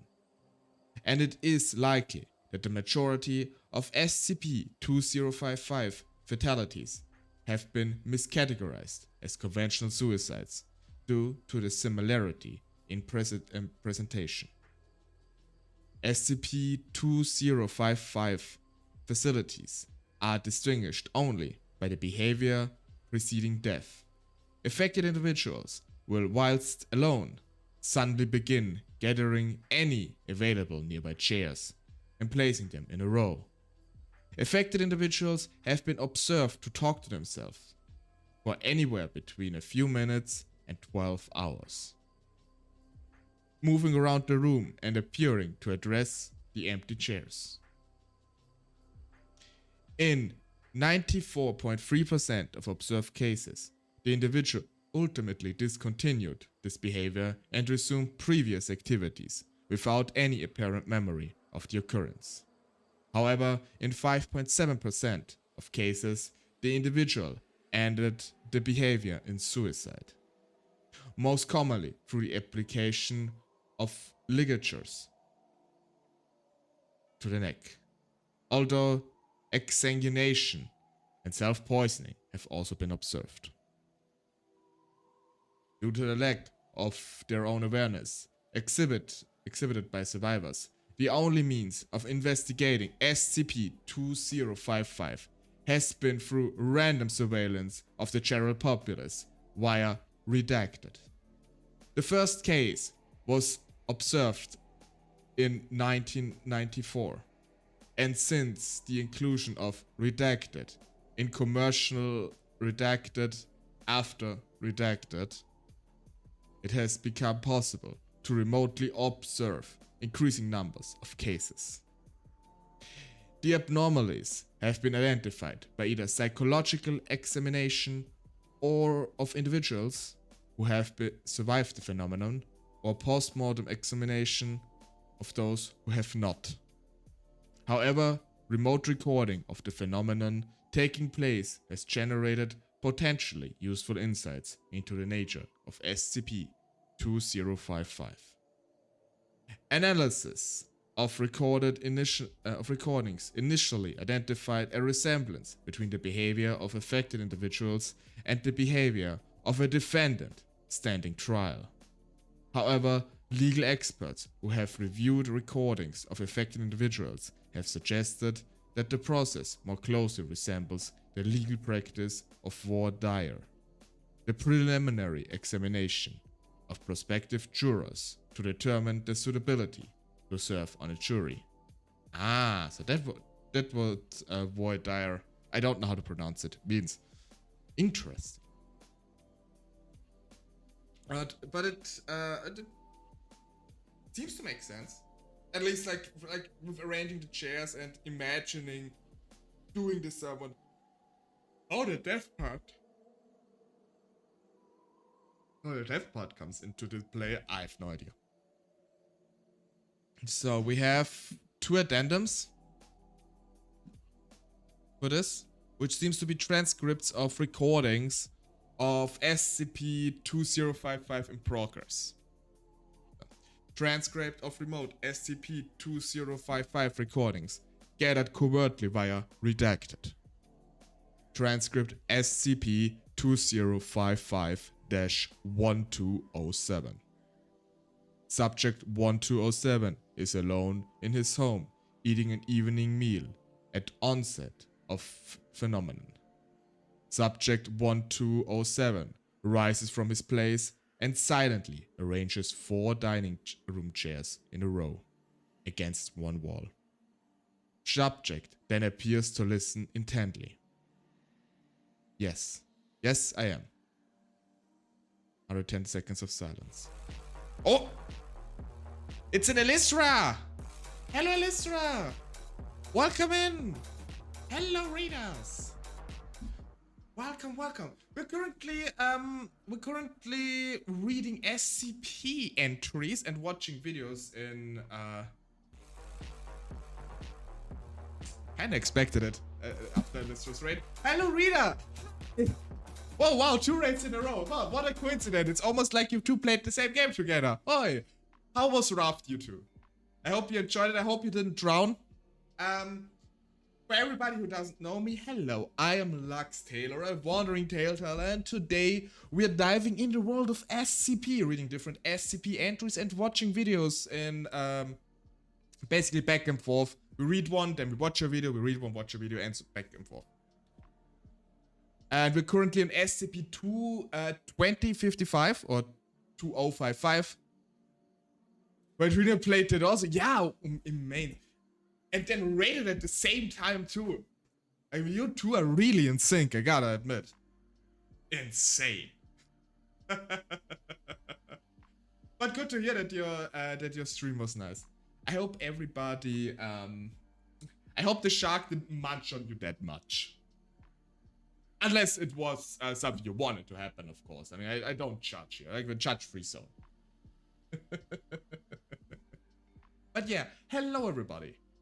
I hope you enjoy reading and listening.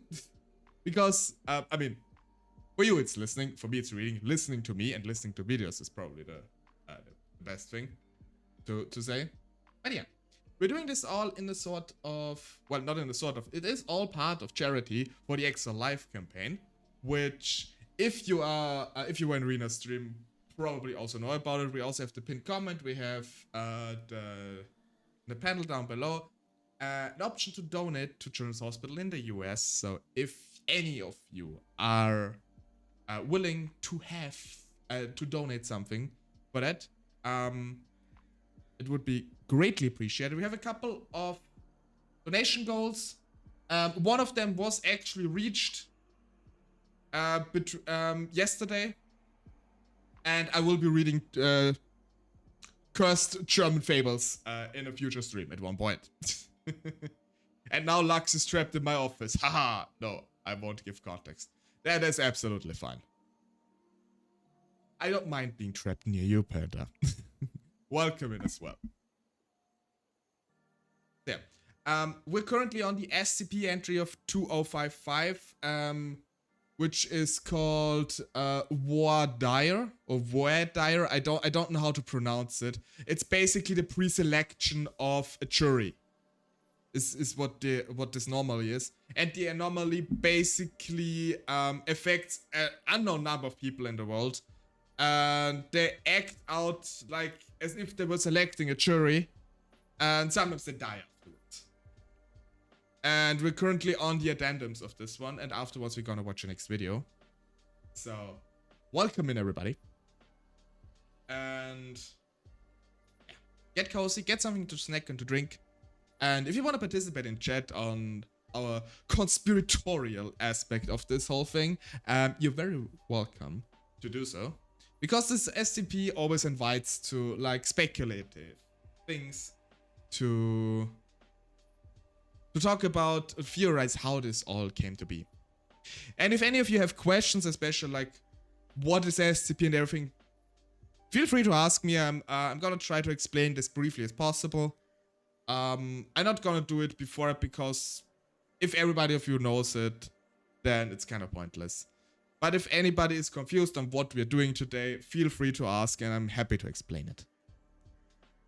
So yeah, we're currently on the addendum, which is a transcription of someone affected by SCP-2055. This someone is called Subject 1207, and we're gonna read the transcription of his behaviors during the phenomenon. So, the subject is alone in his home eating an evening meal at onset of phenomenon.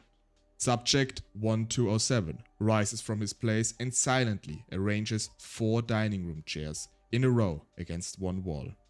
Subject appears to listen intently. Ah, yes, I am. 110 seconds of silence. I understand. 27 seconds of silence. I swear I will speak the truth. 8 seconds silence. I accept the consequences. Sorry, I'm not sure about the question. Could you repeat it? Oh, right. That is a hard one. I would say that we are the highest form of life. We are God's children. Capable of thoughts, compassion, love. We have consciousness. So it seems to be asked, what's the highest form of life? And what makes us the highest form of life? So we don't, so the subject talks to something that cannot be heard, cannot be perceived. So it seems like, will you speak the truth and nothing but the truth and kind of thing? I swear I will speak the truth. And he accepts the consequences if he would lie, I assume. Capable of thoughts. No one. Not sure. This could mean a lot of things. We'll lurk a bit. Need some food. Get some food, Alystra. It's important that the android does not run out of fuel to run on. I gonna need you in the terminal next Thursday after all. Can't have you like powered down because you didn't eat enough. No, enjoy food. And thank you for the hydrate, Chris. Thank you.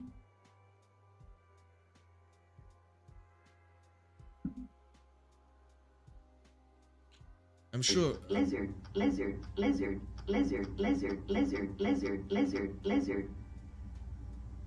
Thank you, Lizard. Run, Alyssa, run! So.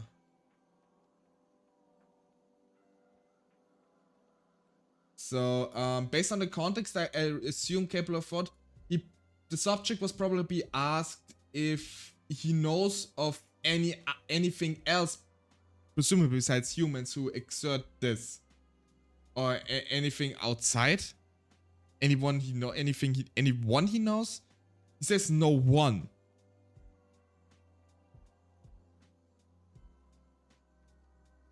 Then 2 seconds of silence indicates, are you sure? I am sure of it. No one. I mean, no one in the way you're suggesting. Doesn't... Hard to think what has been asked here.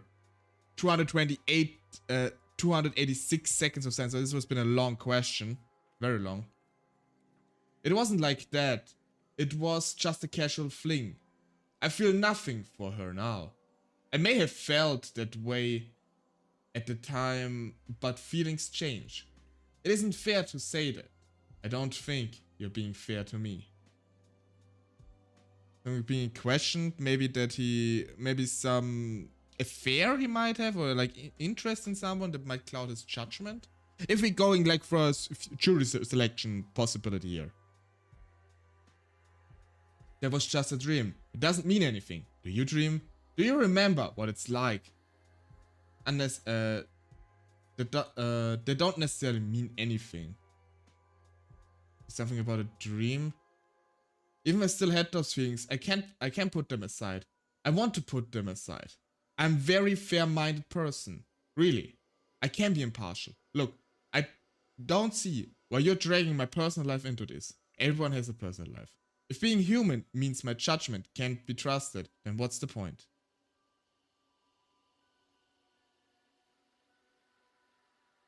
Probably asking like if he can be impartial. I understand people. No. Can be, I swear I can be. I do. I want to help. Visibly frustrated. No, you're twisting my words.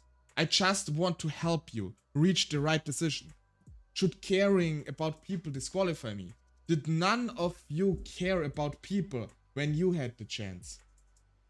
Hello, Callistra. Hi, welcome. I'm doing very good. We're currently going through different SCP entries. How are you doing? How is like, are you feeling a bit better again? No, you had like, I think with the arm or something. If you're not feeling all too well. Although I saw you playing Asuka yesterday for quite some time. Which, honestly, I put Asuka on my wish list too because of you guys yesterday. Why? Why? There's so many games already. Why? Why are you doing this to me? Doing well. It's actually sleeping with the game running for... Oh. Okay, so you did not hopefully play that long then. At least compared to what I saw. That's a break in it. Okay. Don't overexert yourself. Even if it's just playing games. Take care of yourself. Not for the whole 8 hours. I mean, I don't know. I know how hyperfixated you can be.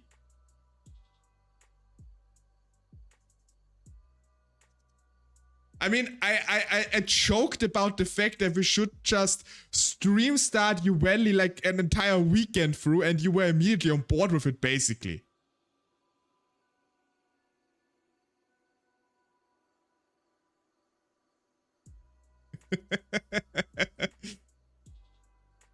I mean, honestly, it's kind of cool to be able to do that, but it can also be a bit annoying or like detrimental even sometimes.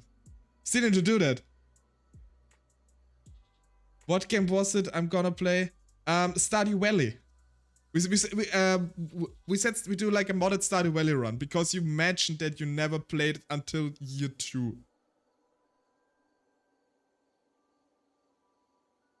But yeah, we definitely need to do that at one point.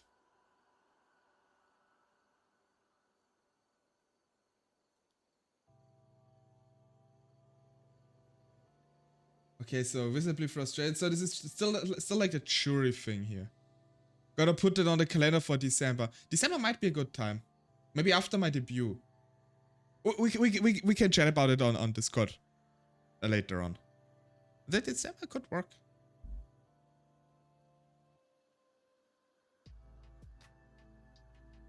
Look, I understand what's involved. Just want to help. I must help. Please begin weeping. Give me a chance. Please, let me help.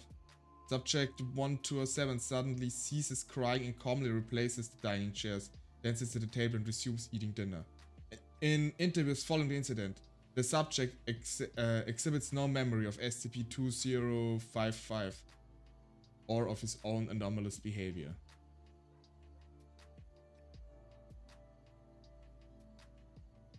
Okay, so this is an... I don't think we're gonna read the other addendum. I'll just go fly over. 5 office chairs. Then removes his belt.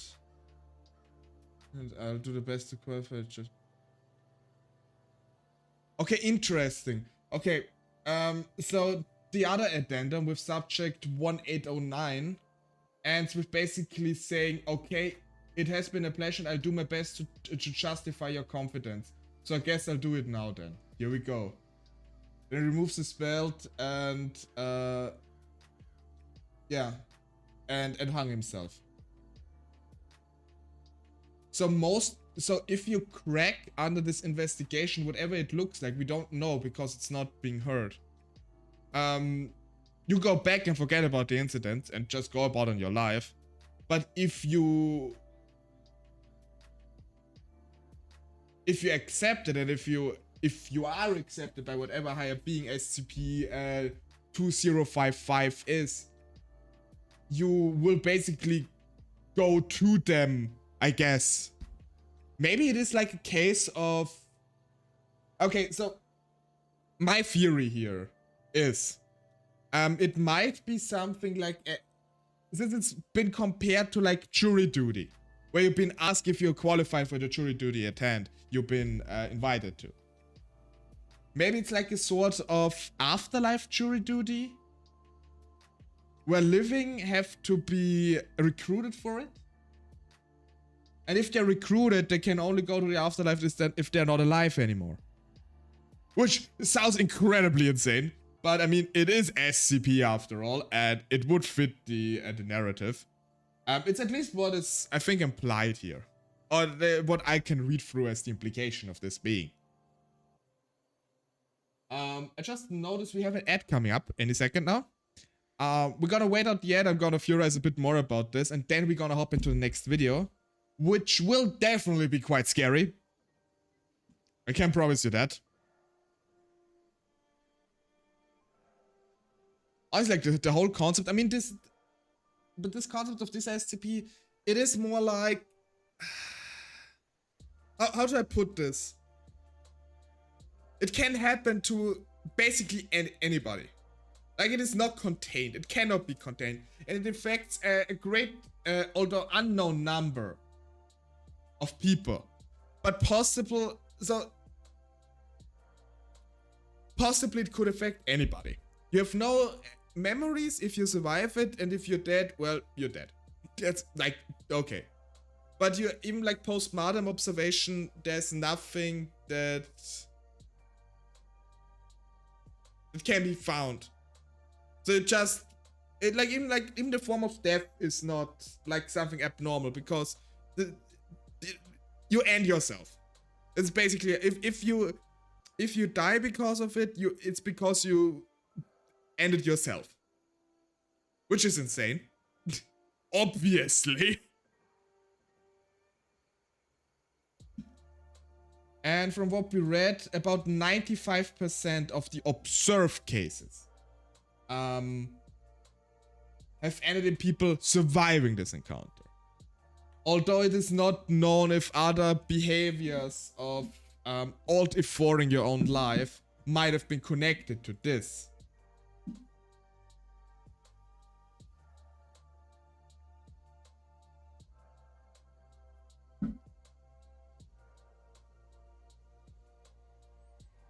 Although I have to say, exsanguination is probably the cruelest ways of that have been observed through all this.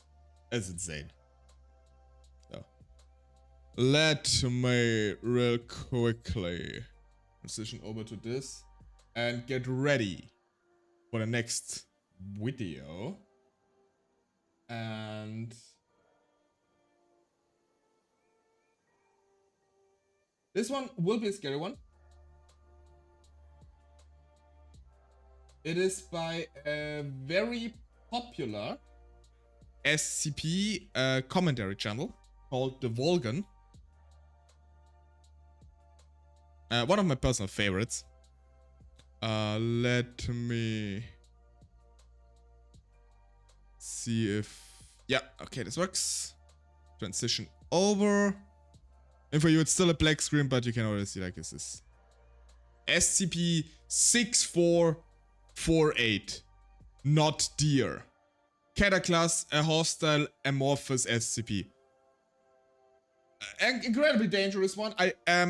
As I said with all the videos prior, I know them. I've seen them. I know the stories. This one is going to be scary. It's going to... Well, it's not really graphic, but it's gonna be... It's definitely in the vibe of spooky season. It's incredibly... not cursed, it's just scary. It's just scary. So... for everybody who's interested in, here is the link to the video. The channel is called The Volgan. Incredibly good for like SCP readings. And we're gonna stop the music and head into the video. I hope the audio is okay. Oh, need to turn it up, definitely.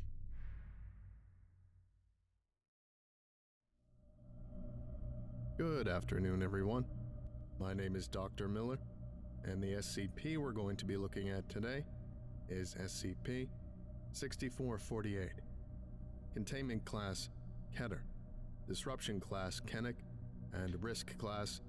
The pictures are quite cursed. Not just this one, there will be shown multiple ones. Containment of SCP-6448 should be focused on investigation of deer exhibiting anomalous traits within and around the Appalachian area. All civilian sightings of SCP-6448 should be attended to by Mobile Task Force Gamma-4, Green Stags. Possible deaths resulting from SCP-6448 should be attributed to hiking accidents, and sightings are to be blamed upon chronic wasting disease. The Site-44 Cryptozoology Division is tasked with ongoing research into the not deer phenomenon. Should an SCP-6448 instance be captured, it is to be brought to Site-44 for containment and study. Description: SCP-6448 is an anomalous branch of the Cervidae family. All members of this group display heightened intelligence and are presumed to be sapient. Many specimens exhibit some form of physical malformation, causing them to stand out from non-anomalous deer. While the exact details of physical abnormalities differ between instances, repeat commonalities are as follows: legs bent backwards, barrel-chested or bloated abdomen, emaciation, eyes belonging to unrelated animals, forward-facing eyes, erratic movements, loss of fear towards humans, tendency to walk on two hind legs, general bodily disfigurement. So basically, those deer-looking, those not deer creatures, they look very similar to deer. Don't act like deers. I mean, generally, it was already explained a bit, and we'll probably explain it a bit in the future. Sorry, by the way, if I interject, but I feel bad if I not interject every now and then a little bit, because, you know, I could just sit here and watch and not say anything, but it feels weird. So, anyway, it is already a bit explained with wasted disease, which is basically a disease that can affect deer and I think other wildlife too, which basically deactivates their fear option, or like that they feel fear of humans in their brain. It's like a virus thing that exists, or something along those lines. So this they basically use this as a cover-up. Aside from physical disfigurement, instances show severe divergence from the behavior of other cervids. Namely, SCP-6448 are known to watch, observe, and stalk humans, often for hours or days. This includes following humans to and from their homes, wherein they will proceed to steal belongings, weapons, and food. Very rarely will SCP-6448 attack victims while they are indoors. The pictures. SCP-6448 are most commonly encountered in deep woodland, particularly at night or dusk when a person is alone. Any form of direct acknowledgement of SCP-6448's anomalous traits in these situations will always result in the victim's termination. In such situations, personnel are to observe the extractive service protocol attached to this file immediately. See below. So basically, so those things are apparently near the Appalachian Mountains. I know a lot of my friends here watching occasionally are in the US. If any of you are near the Appalachian and ever like hike there, whatever, and if you see this, if you notice a deer that seems odd, do not acknowledge it. Do not go towards it. Don't run. Just continue steady on. Just get away from it. Not acknowledging it. Not running. Service Don't let it be known that SCP you Foundation, noticed. Cryptozoology Division. These actions should be carried out by anyone inadvertently interacting with SCP-6448 and are necessary for your survival. Please skip to the section with relevant information if your life is under threat. If you notice that a deer seems off, look away and ignore it. If it knows that you've noticed it, it's too late. If you hear your name, whistling, or something else in the woods calling for you, don't acknowledge it. Never acknowledge it exists. Don't respond. Don't go looking for it. Don't call back to it. Does this section answer your question, Chris? Does this section answer your question? Hello, Polar. Welcome in. Wait, I need, wait, let me greet you properly, Polar. Let me greet you properly. Twitch account as a viewer there. Yeah, I mean the viewer thing is like it's still not fixed. It's still an absolute mess. No, okay, Chris, you cannot pet it. Don't pet the not deer. You will be deleted from life probably by it. Just know that I'm here, Lux. I appreciate it. Thank you so much, Paula. Neck or whispering behind you, the key to your safety is pretending that everything is normal. Your survival is dependent on your ignorance.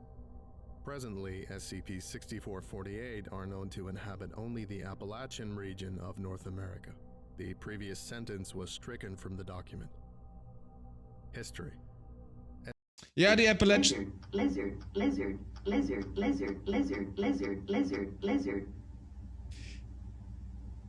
The Appalachians are apparently very dangerous. You can feed it your soul.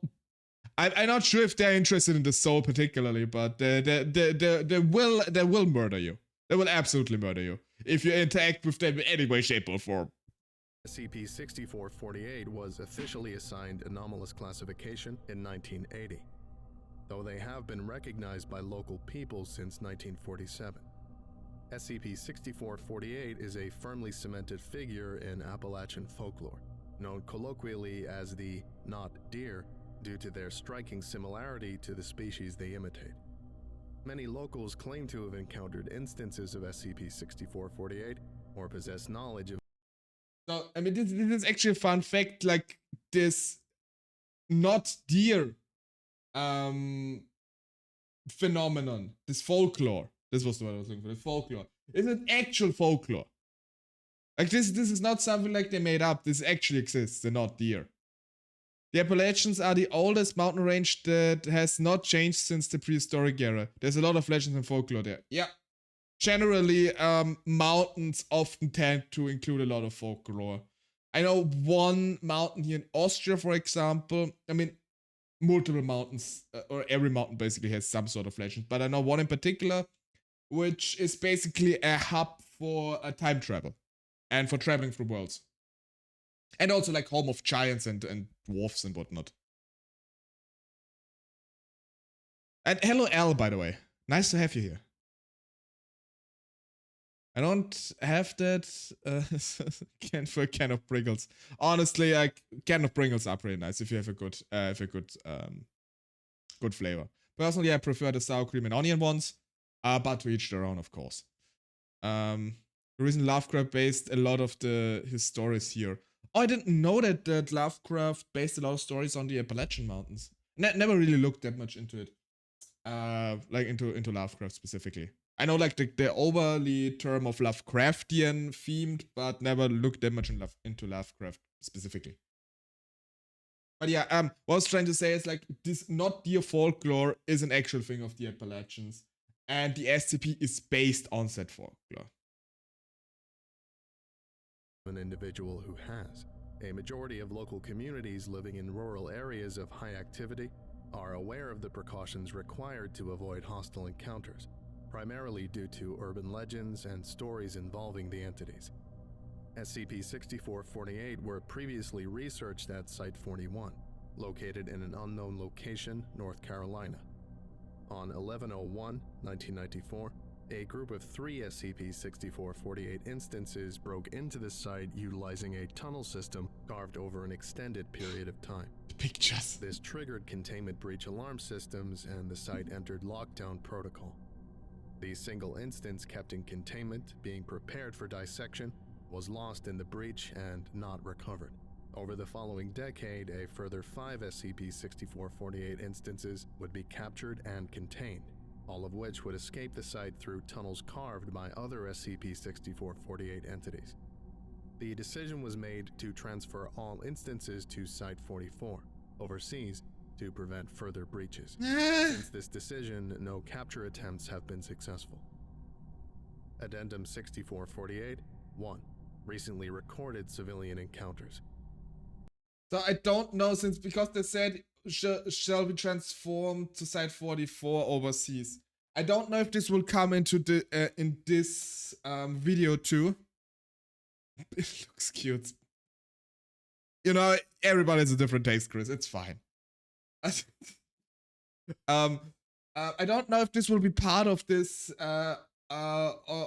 video, but there is one attachment to this SCP specifically. I think Site-44 is in the UK, if I remember correctly.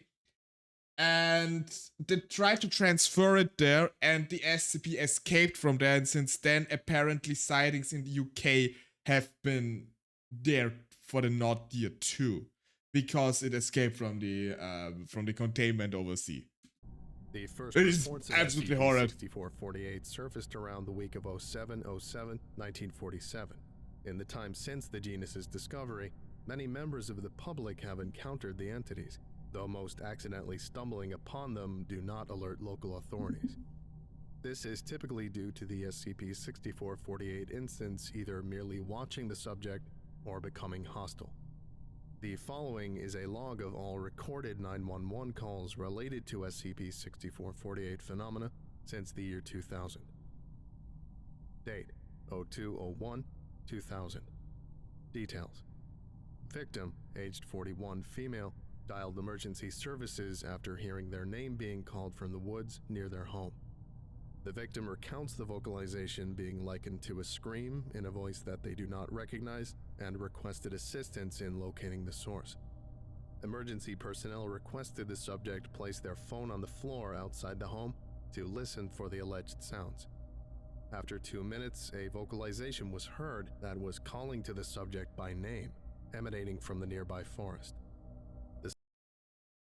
Honestly, if this would happen to me, and I lived there, oh, you believe I would do, like, I would be out of there. I would literally live on the street under a bridge than continue living in this home. Subject was instructed to investigate the disturbance themselves and keep services updated on the situation.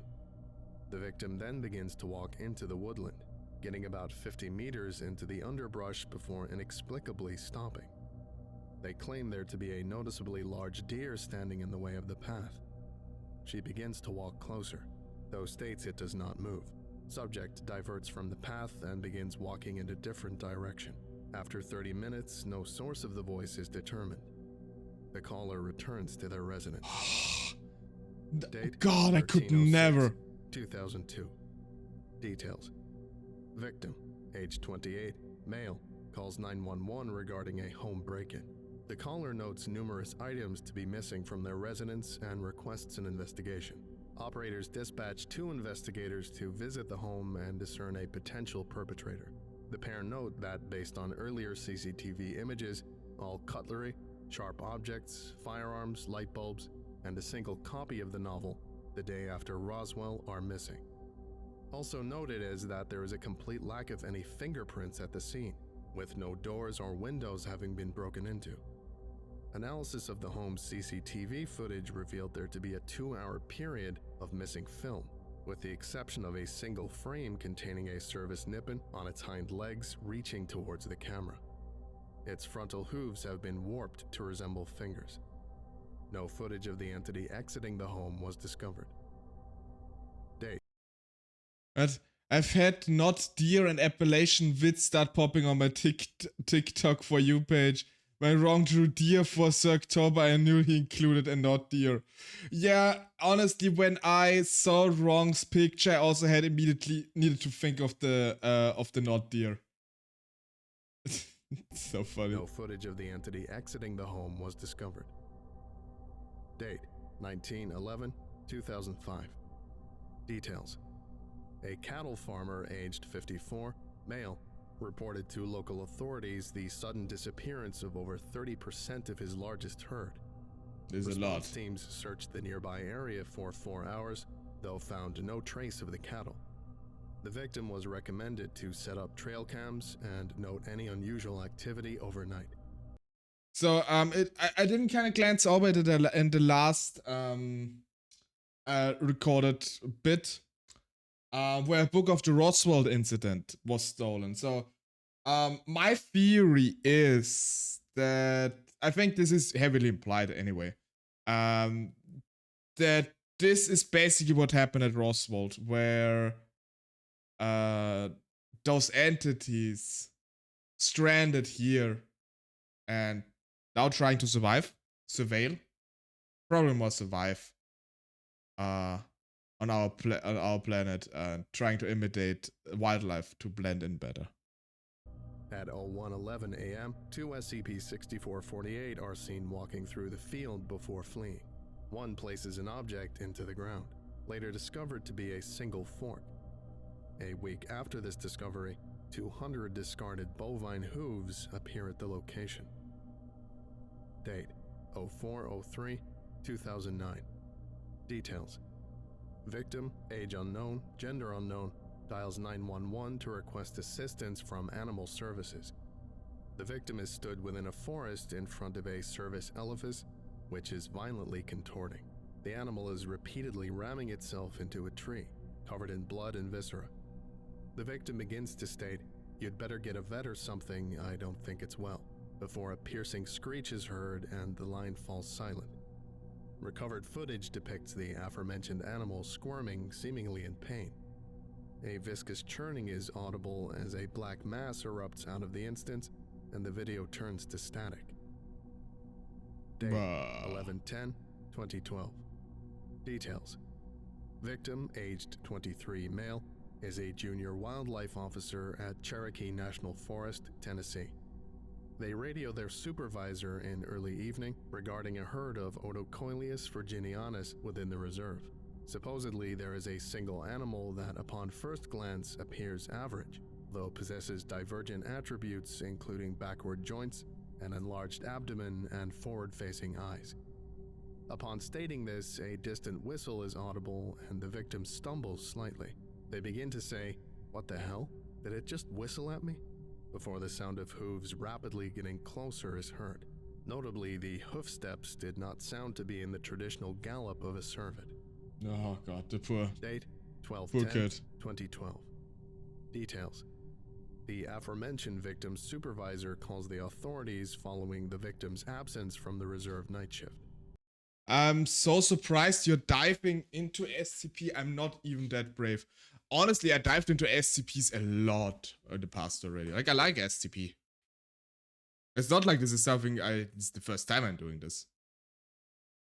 For example, I know this story already.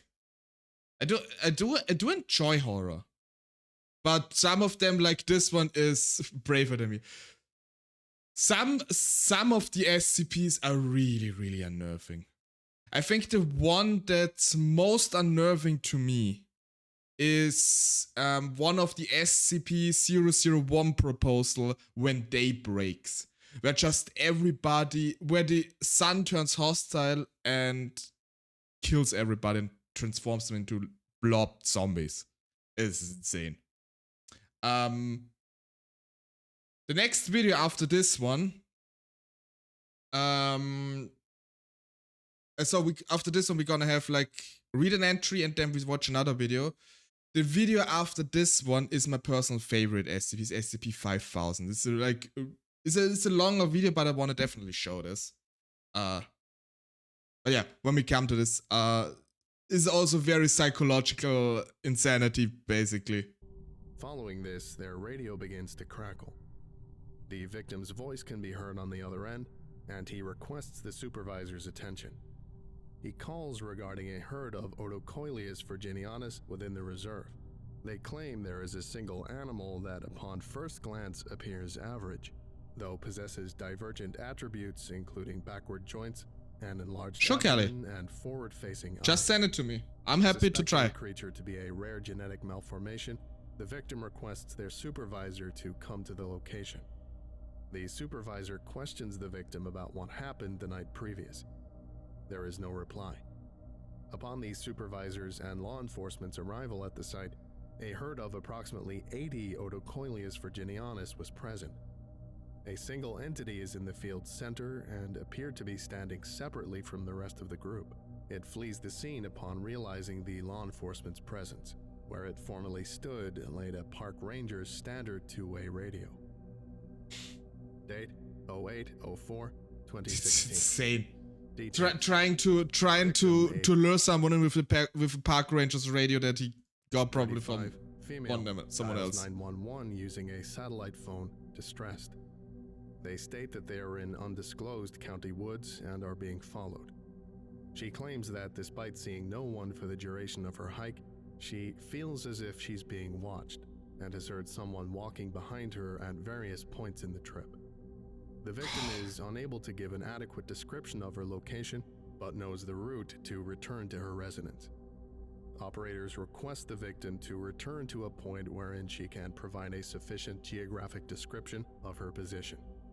The victim remains on the line for the duration of the hike back to a readily used portion of the wilderness trail. Along the journey, various unnatural sounds can be heard. These include footsteps, rock slides, coughing, whispering, and whistling. Nearing the main trail, all woodland noises such as birds and wind cease suddenly, and the victim states she can see a malformed deer carcass coated in a thick layer of black slime substance. At this time, human screams can be heard in the distance. Operators request the victim continue and ignore other stimuli. Agents embedded in local law enforcement, suspecting SCP-6448 involvement, notify Gamma-4 to the situation. 20 minutes later, the victim returns to the main trail.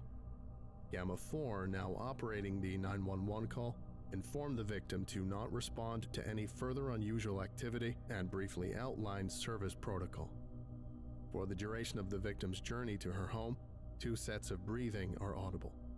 The victim successfully returns to her residence and shuts the door behind her. Now out of sight from SCP-6448, agents inquire upon the victim's address and the victim promptly complies. Operatives instruct the victim to have possession of all firearms and weapons on the premises and to barricade herself inside a safe space with 1 exfil point. The victim swiftly begins grabbing all available weapons and throwing them inside a wardrobe. It is at this time that there is a knock on the front door. The victim does not respond and continues to hoard sharp objects from kitchen drawers. The knocking becomes more violent as the handle is being jostled and shaken incessantly. A voice on the other side repeats the phrase, "Hello, it is me. Hello, let me in." The thought alone is so unnerving. The door begins to shake. The victim retreats to her wardrobe armed with a small firearm. Upon sealing herself in the space, the knocking ceases and footsteps can be heard, decreasing in volume. The sound of galloping is audible as the front door caves in. Footsteps can be now heard inside the home. The entity continues to repeat, "Hello, it is me. Hello, let me in," as it searches the small building. A bright light flashes overhead, seemingly circling the house. Eventually, the entity enters the victim's bedroom. Through a small slit in the wardrobe door, the victim can see a Cervus canadensis standing on its hind legs and surveying the room. Its movements are crooked and stiff, seeming to struggle to stand in a bipedal fashion. It slouches down to a quadrupedal crouch, similar to the stance of an arachnid. It inhales heavily, and its head locks on the view of the wardrobe. It is noted as possessing human eyes. It scampers toward the subject and opens the door. A single gunshot is heard. Responders found no trace of either SCP-6448 or the victim. It should be noted that this represents a small fraction of human to SCP-6448 encounters. I was so focused. High gear. Unnoticed and undocumented. On these occasions, all associated video, photographs, and objects were confiscated by MTF Gamma-4, who also called off public investigation. Cover stories 356 Alpha, Home Break-In, and 898 Gamma Missing 411 were successfully implemented.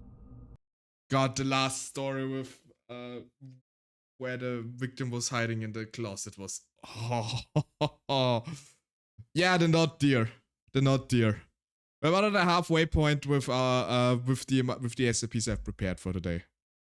Welcome in. And Chris, I'm guessing it's the shy guy. Was it 049? And Kelly, I know that since you wrote it, Lobotomy Corporation actually is something I saw before. And I definitely know what you mean with SCP plus Rimworld vibes. I definitely know what you mean by it. No, it's not that one. Then I have no clue what it is. Addendum 6448. Oh, it's oh yeah. 6448 Alpha. 49 is the Plague Doctor, isn't it? I'm horrible with numbers. 49 is the Plague Doctor. Or am I spotting another nonsense here? Yeah, okay, Plague Doctor. Yeah.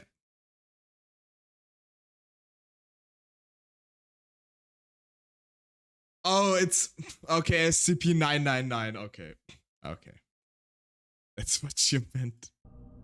On 29/11, 999 is very cute. Mobile Task Force Gamma 4, Green Stags, successfully detained and captured an instance of SCP-6448 with the assistance of Mobile Task Force Nu 7, Hammered Down's Heavy Vehicles Division, and highly experimental shock rifles. The resulting skirmish left a single instance unconscious, which was swiftly placed aboard an armored CH-47 Chinook helicopter en route to Site 44 in England to prevent outside assistance.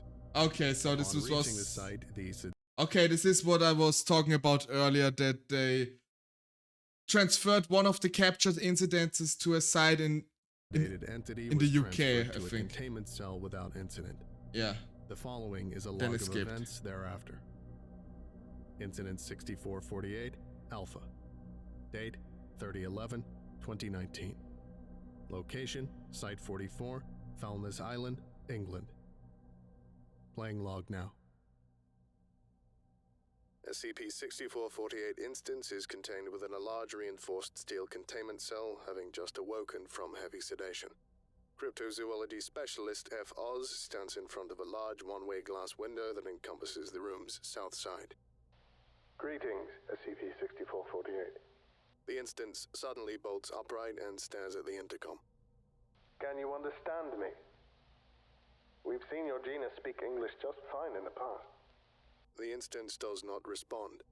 It begins licking its arm. Please. We know your secret. The instance pauses. Admittedly, it wasn't exactly well kept. If you just look at yourself for more than a few seconds, it is very clear that you're not normal. The instance is stood facing away from the window. Its neck swivels 180 degrees, visibly breaking multiple vertebrae as there is an audible crack. It does not blink. I thought you said this was one way. The instance's gaze remains locked on researcher Oz. Are you something imitating deer? It is clear that, if so, you possess basic anatomical knowledge on them, though details are faulty. In fact, a better question would be, how? Assuming you are not what you pretend to be. The instance opens its mouth, which contains abnormally sharp teeth. Its jaw moves in a manner that seems to imitate speech. No intelligible dialect is heard, rather a sound similar to gagging or choking is audible. Shall we move on? What I'm more concerned with here is why God, you the take sound. out people. Is it to settle a vendetta? For food? Spite? The instance blinks for the first time in the interview. The movement is noticeably forced. Responding is mandatory. The instance shows no reaction. If you will not comply, maybe you'd like to see your brand new containment.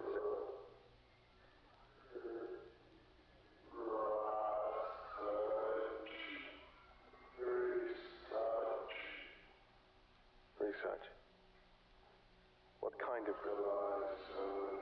1947. The instance The suddenly voice is rounds the haunting. 20-inch thick one-way glass, cracking it slightly. The instance begins to collapse. It contorts violently and begins screaming.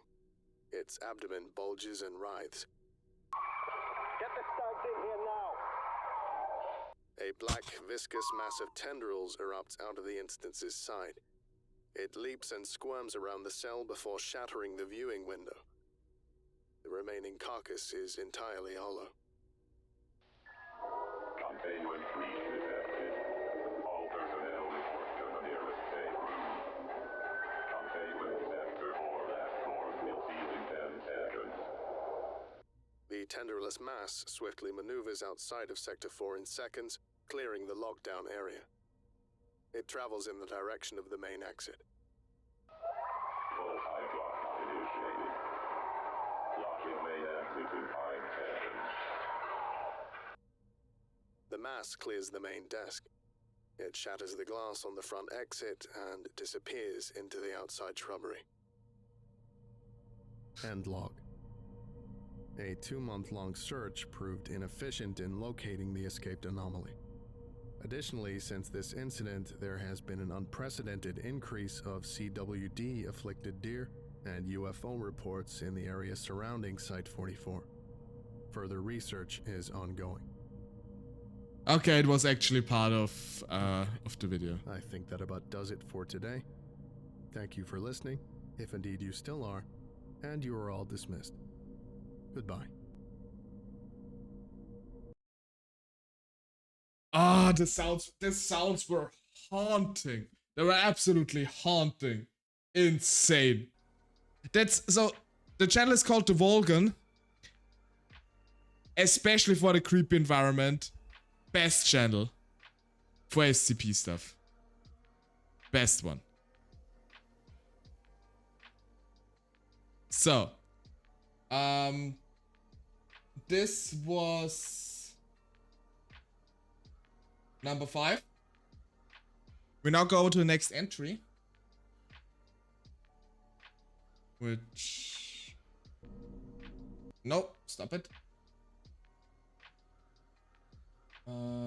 Wait, this, no, not this one. Let's use this. Okay, we have a quick entry. I think also this one was also submitted by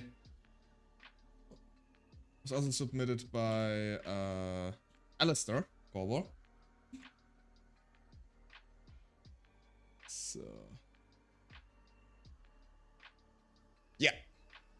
Okay. This is a rather quick entry, and it's not as insane as the previous one was. It's SCP-2851, and I think it's just called Red. Let me check. I'm always a bit annoyed that like the name is not properly featured here always. It's always just the SCP name. Wait, let me check. 2851, also known as, yeah, it's actually just Red. It's really just Red. Okay. Ha! Even remembered it. But I didn't trust it. Okay. You can see rather short. And yeah. Let's start the reading. SCP-2851. Object Class Safe. Special Containment Procedure. All walls in Wing 9 of Site-47 are to be painted red. Personnel working at Site-47 are encouraged to wear at least one red article of clothing on and to decorate their homes and workstations with the color red. All documentation concerning SCP-2851 must include red text or a red background. Description: SCP-2851 is an anomalous phenomenon phenomenon affecting Wing 9 of Site 47, as well all non-read documentation of SCP-2851. When exposed to either, subjects will hallucinate SCP-2851-1, continually speaking to them. Hallucinations will last from an hour to 2 days following the end of exposure. SCP-2851-1 will encourage the subject to carry out kleptomanic urges and sexual intercourse, investigate duels to the death, and perform ceremonial blood sacrifices to an allegedly deity known as Taros Sebet. Of note is that SCP-2851-1 cannot anomalously compel subject to carry out its suggestions. SCP-2851-1 is easily distracted by the color red. When presented with red substances or objects, SCP-2851-1 will complement subjects on their show of power, vitality, and bloodlust, followed by a temporary ceasing interaction with subjects. While SCP-2851-1 remains active, constant exposure to red has shown to reduce the frequency of its vocalization, reducing the non-anomalous negative psychological effects it has on subjects. Okay, so it is... it's in the name.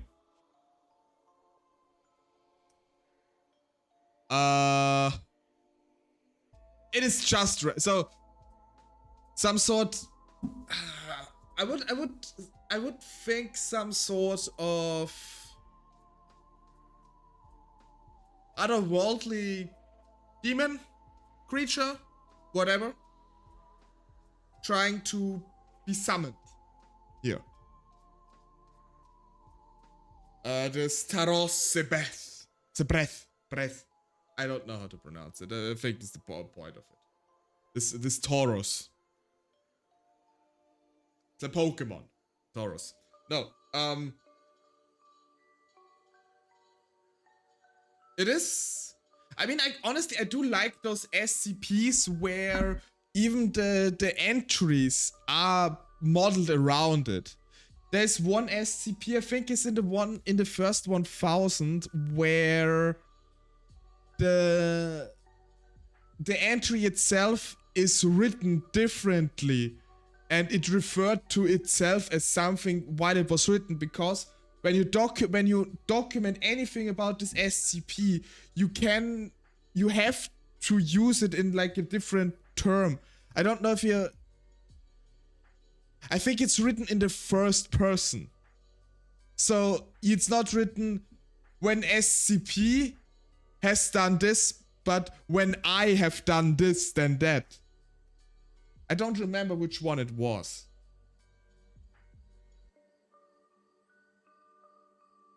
It's an extremely cool concept though. I like it a lot. I mean, generally, the whole SCP thing. And it doesn't always just need to be, oh, scary and, oh, we're all gonna die. Of course, those exist. Those with severe psychological horror effects exist. But there are also Half-Cat Josie. Or SCP-999. It's just... some are cute. Some are weird. Some are horrific. Although I think it's for me at least, it's what I like about SCP. There's so many different varieties. Something for everybody. Although granted, most of them probably classify scary. Let's face it. The music makes me look weirder than I am. Or does it? Just kidding. Yeah. Also had a short entry. And I think not much more to do it. I'm gonna do a quick little break though, because I need to refill my water. And after that, we're gonna hop into a video of my favorite SCP, which is SCP-5000. This will be a longer video, so do take the chance for this break to get some snacks as well, because it is an extremely cool story, although quite a confusing one. And we're gonna see ya after the break.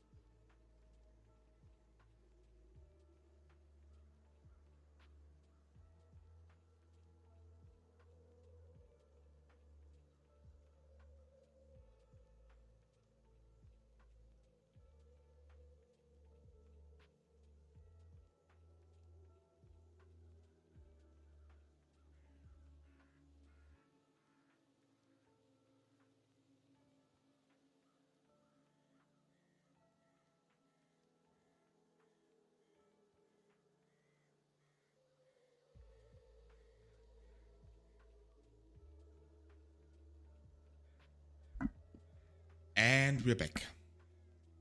Thank you for waiting, everybody. Let's get into my favorite SCP. Just flip, flip, flip. Was it open in the wrong one? SCP. Nope. Not yet. I still need to put it up on the big television. So, of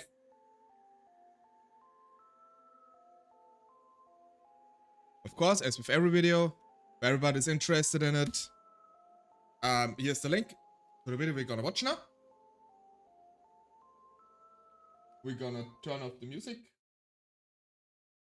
Have a little hiccup. Because I drank too quickly.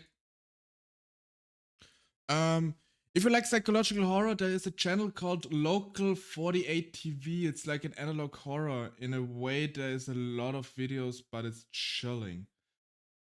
I mean, for horror, I personally prefer most of the time games. Videos can be cool too. So, and horror is always like, it's not my favorite genre, but I like it occasionally, especially like around October. Or when there's like Friday the 13th is always a bit of like, oh, we're gonna do horror stream or something. But still, thank you for the recommendation. I might look at it. That's fear. Call it what you will, honestly. It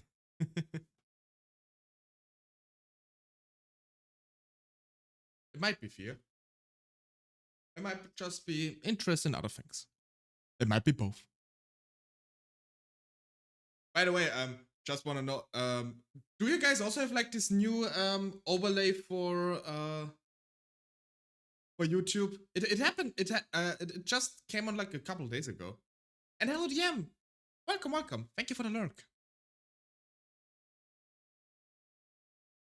Okay, so let's start with the video. SCP-5000. Why? SCP-5000. Why? That's what I just the said. The SCP Foundation is an organization cemented in its goal of using its considerable resources and capabilities to protect humanity from the anomalous. One of the questions we'll be looking at today, however, is what would happen if that same organization instead used those same resources and capabilities to destroy humanity. The other question is, of course, the one presented in the title of SCP-5000, and that's why? What would or could corrupt an organization so completely that they would betray everything they once stood for? Strap yourselves in. It's going to be a wild ride. Stuff like this is always an interesting concept, Despite that buildup, SCP-5000 itself is pretty benign, with a safe object class kept in a standard storage unit. The object in question is a mechanical suit, currently broken, with its internal schematics identifying it as an absolute exclusion harness, designed by none other than the SCP Foundation. Based on what they can deduce, the suit, when functioning, would provide the wearer with a number of protective benefits, but currently it's only capable of basic file storage. It's the files contained in the suit's storage that we're really interested in. Oh yeah. The suit first appeared in a flash of light, probably not unlike a Terminator's entrance, within the containment cell of SCP-579. 579 is a rather divisive SCP, since its entire description has been expunged from record, and the Foundation has pretty much given up on doing anything with it because it's incredibly dangerous, whatever it is. Needless to say, it's worrisome that a random mechanical suit created apparently by the Foundation appeared in a place they prefer to leave well enough alone, but there's more. The suit, upon arrival, contained the corpse of a man who apparently died from hitting the ground after a long fall. The corpse is genetically identical to a Foundation employee named Pietro Wilson, who is currently working at an exclusionary site, a facility similar to SCP-3936 that is created using a technology making it immune to time or reality restructuring events. In other words, if the world were to undergo some sort of drastic change that altered history or the reality of the planet, the personnel inside an exclusionary site wouldn't be affected, allowing them to make note of the changes. The actual living Pietro was, of course, interviewed and prodded, but he has no knowledge of the suit or the info in its files. Alternate universe. Speaking of the files, let's finally get to it.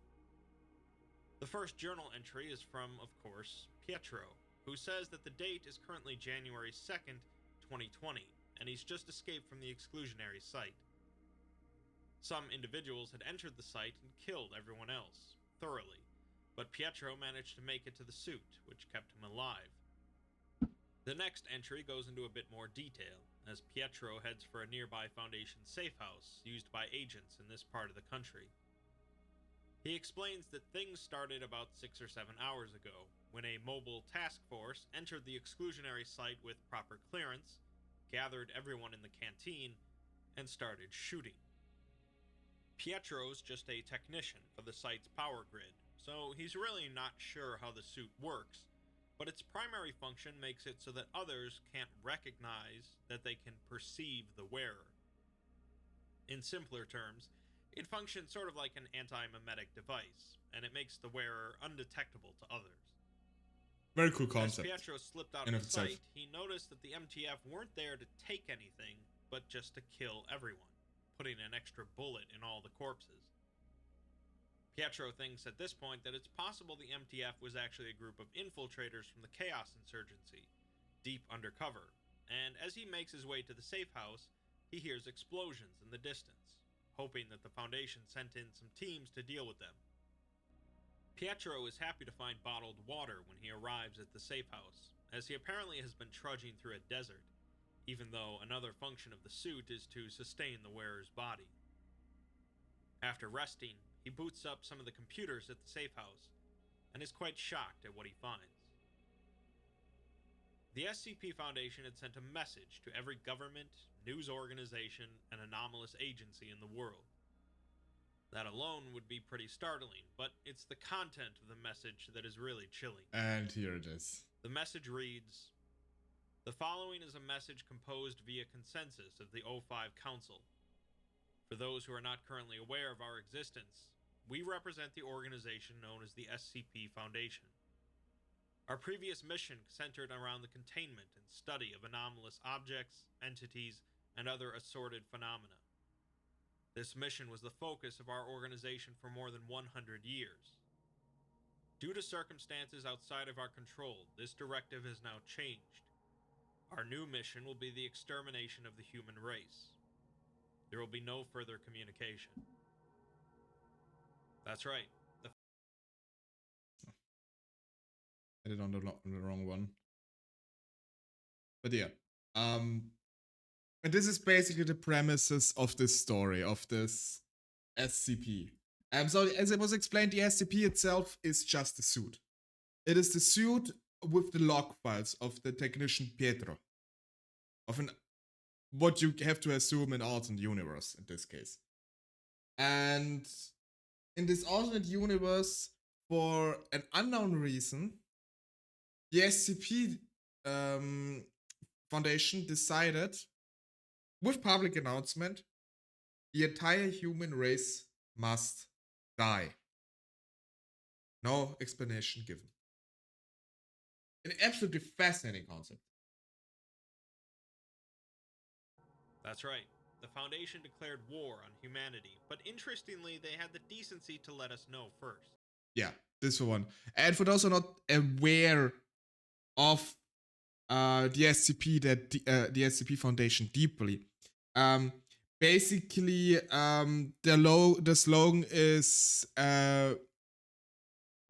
something along the line: "We operate in the shadows so that people can live in the light." It's not word for word correct, but basically along those lines. They normally stay in the shadows, hidden from most of as many possible instances as possible, so that they can protect humanity from all those anomalous things. And the entire mission here suddenly changed out of nowhere, saying, "JK, lol, we actually gotta kill you all now." To put it in layman's terms. The big question, though, is why? And all they said on the matter was because of circumstances outside of their control. Since the Foundation are pretty much the spitting image of control, it's rather puzzling. But we'll get to that. With the Foundation beginning their war, actively using the anomalies they've previously contained, Pietro manages to find snippets of what exactly they're doing along the way. I'm going to have to explain a lot of other SCPs throughout this, so bear with me if you're already familiar with them. SCP-096 is an entity that relentlessly pursues anyone that sees its face until it slaughters them. The Foundation circulates such a creepy image of its face on various social media platforms, causing it to tear across the globe until its photos were taken down. But it's likely still hunting. SCP-169 is a massive sea creature known as... Yeah, sorry, now we all dead. We all saw the picture. To be thousands of kilometers in length. A large number of nuclear charges were detonated along its back, causing it to stir slightly in its sleep, which was enough to cause devastating earthquakes and tsunamis across the world. SCP-662 is a small bell that summons a butler named Mr. Deeds, who can carry out most tasks asked of it, usually anomalously. Over the course of the first 24 hours after the announcement, Mr. Deeds appeared near several major heads of states, and assassinated them before disappearing. SCP-610, an extremely infectious and deadly disease that rapidly distorts living tissue, was released in many major cities, including New York and Delhi. Isn't this the flesh that hates? It spreads quickly, but is eventually halted through the combined efforts of the GOC and the Church of the Broken God, who are not sharing the Foundation's new mission. SCP-682, the hard-to-destroy reptile, is simply released, which is bad enough. Oh yeah. Next, we get some news footage of a reporter at an... Okay. We have an ad break coming up, I just realized. So we gotta sit the ad break out real quick, so that nobody like misses anything from the video. Not the point of a watch along after all, if not everybody can watch the video along.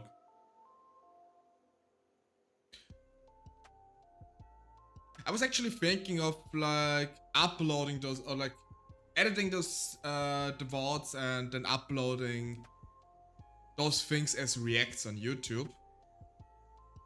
But I don't know. I don't think this is suitable. I mean, everybody's always like, oh, reacting, you just sit there and say nothing. But this is not a react content I would want to provide. I always want to like put insight into things. And I don't think I'm really good at that. It would probably be boring. It would probably be boring. And I don't want to half-ass things. I have a few ideas for like proper react videos, but I don't think if I would do those on stream because I would probably be distracted by it. And thank you for the luck, Dane. Thank you.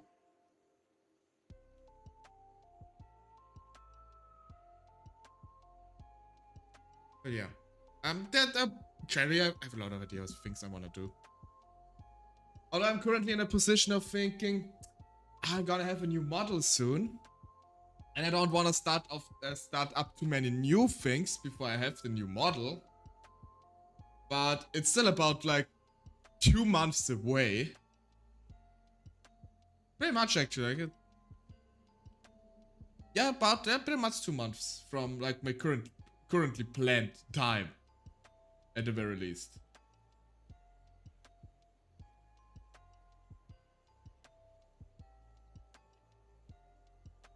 It's... yeah. I completely lost my train of thought right now. I'm so sorry. I'm completely blanking out right now. Like, I've been streaming for quite some time. Maybe we're gonna wrap it up after this one. I prepared 10 in total, but honestly, after this one, we're about like 3 to like 4 hours probably in, because we're gonna stop a bit in between. And I think this is enough for one stream then, especially considering that I have only slept for 4 hours. I've slept for so many hours as I stream. But recently I slept for 8 hours for once. That's gonna be a long stream. No, just kidding. Oh, but I noticed my head is getting a bit soupy. I don't know. But I definitely want to finish watching this video.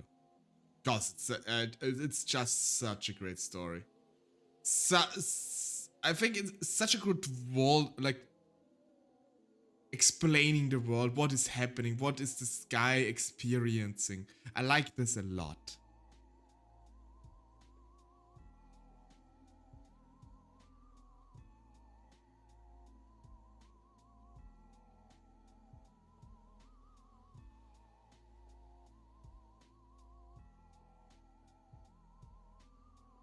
So, welcome back, everybody! Welcome. We're gonna continue now. Video. Evacuation tent in Sweden, tile, is simply released, which is bad enough. Next, we get some news footage of a reporter at an evacuation tent in Sweden, set up by the Global Occult Coalition. Patients are being treated by doctors in full protective gear, and the reporter repeats the GOC's orders to all residents that have not already evacuated, So the GOC, or the Church of the Broken God, to normally adversaries to the SCP Foundation. GOC soldier, telling them that a patient just died and they should get the eraser ready. The reporter runs out of the tent into a field containing a number of similar tents.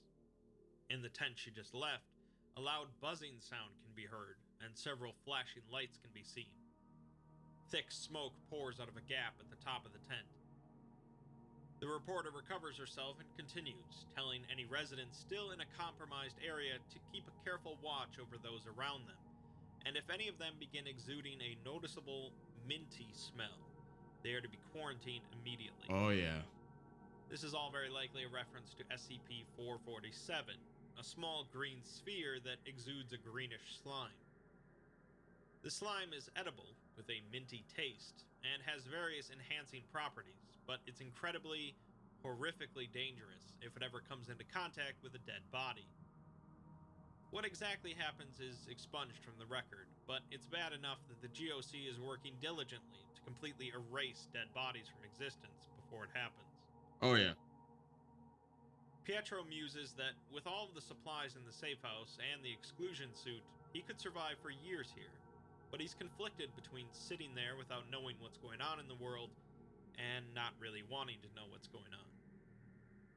He recounts a story from his youth when he was really into detective tales, and he set out to find what was knocking over his dad's potted plants. He set up a camera and found it was a stray cat, and his dad proceeded to kick it to death. Oh God! He figures that everyone would have been better off if he had just minded his own business. Oh, that's severe trauma. Though, he'd rather do something than nothing, and with the exclusion suit, he can simply be a tourist at the end of the world. He leaves the safe house and heads towards Site 19, the nearest real Foundation facility, in search of answers. On the way, he manages to spy on a Foundation MTF in a clearing, lined up in a row. The commander of the team proceeds to pull out a knife and stab the first soldier in line in the shoulder to no effect.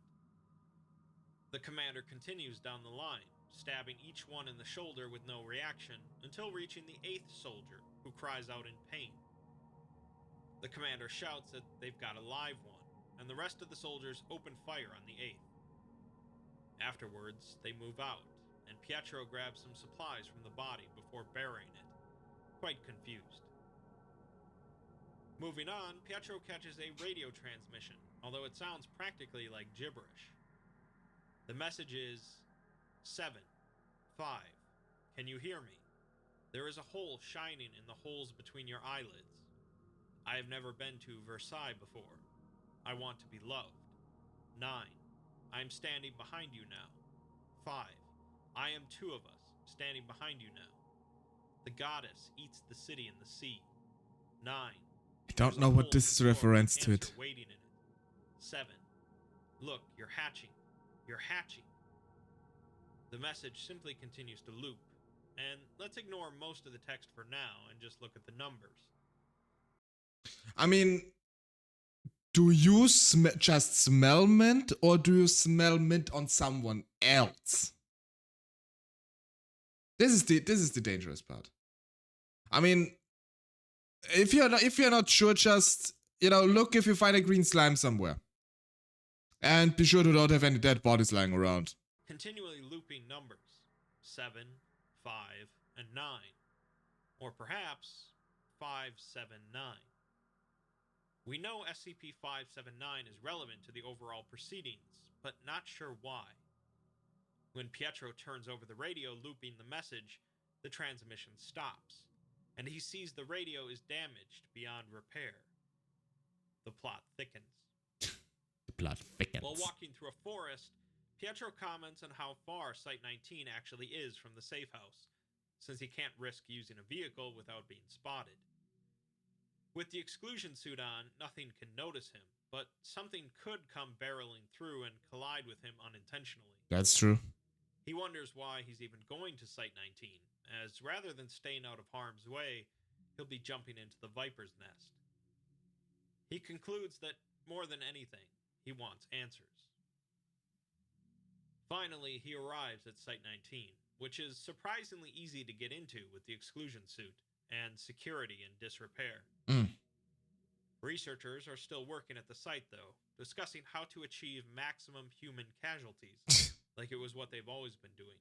Same. Pietro comments that looking at their eyes, it seemed like some sort of human spark was missing from them, and wonders if they're even alive. He logs into the Foundation database and pieces together a basic timeline of events before they released their declaration of war on January 2nd, 2020. On December 16th, the O5 Council mark a project known as NUMA as being of special interest. Project NUMA was some sort of mass amnesticization program focused on the collective human unconsciousness, also called the psychospace. The idea of the psychospace is that humanity shares certain structures in our unconscious minds, like instincts. Apparently, the Foundation managed some sort of breakthrough in mapping out this whole psychospace for humanity, but Pietro can't see the specifics as they're redacted. Classic. The next day, the O5 Council puts something to a vote with a unanimous decision, and the Ethics Committee also completely agrees. Something tells me that doesn't happen too often, but Pietro can't even see what the vote was about. On December 19th, a series of now redacted instructions were sent to all senior staff members and site directors across the Foundation. This is followed by a wave of both suicides and resignations, with Dr. Gears notably resigning from the organization. December 22nd sees a number of files sent out to all remaining senior staff and directors, with instructions to disseminate the files among the rest of their personnel. The files are accompanied by a message reading, "Harden your hearts," and all suicides and resignations cease after the files are spread. On Christmas Day, all communications in and out of Foundation sites are blocked, and the majority of human and human-sympathetic anomalies are terminated. An assassination team is sent after Dr. Gears, but it's unclear if they were successful. On January 2nd, MTFs are sent to all exclusionary sites to execute all personnel, and then they declared war on humanity.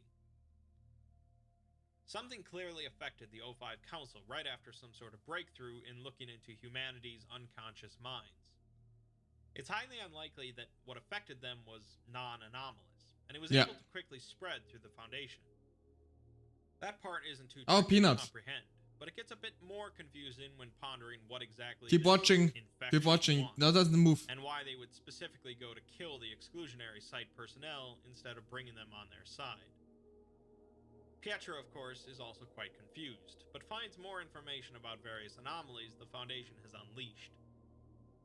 SCP-1370 is a robot containing an artificial intelligence that is invariably hostile to everyone it encounters, promising them doom and destruction, despite being utterly harmless. Yeah, I know this one.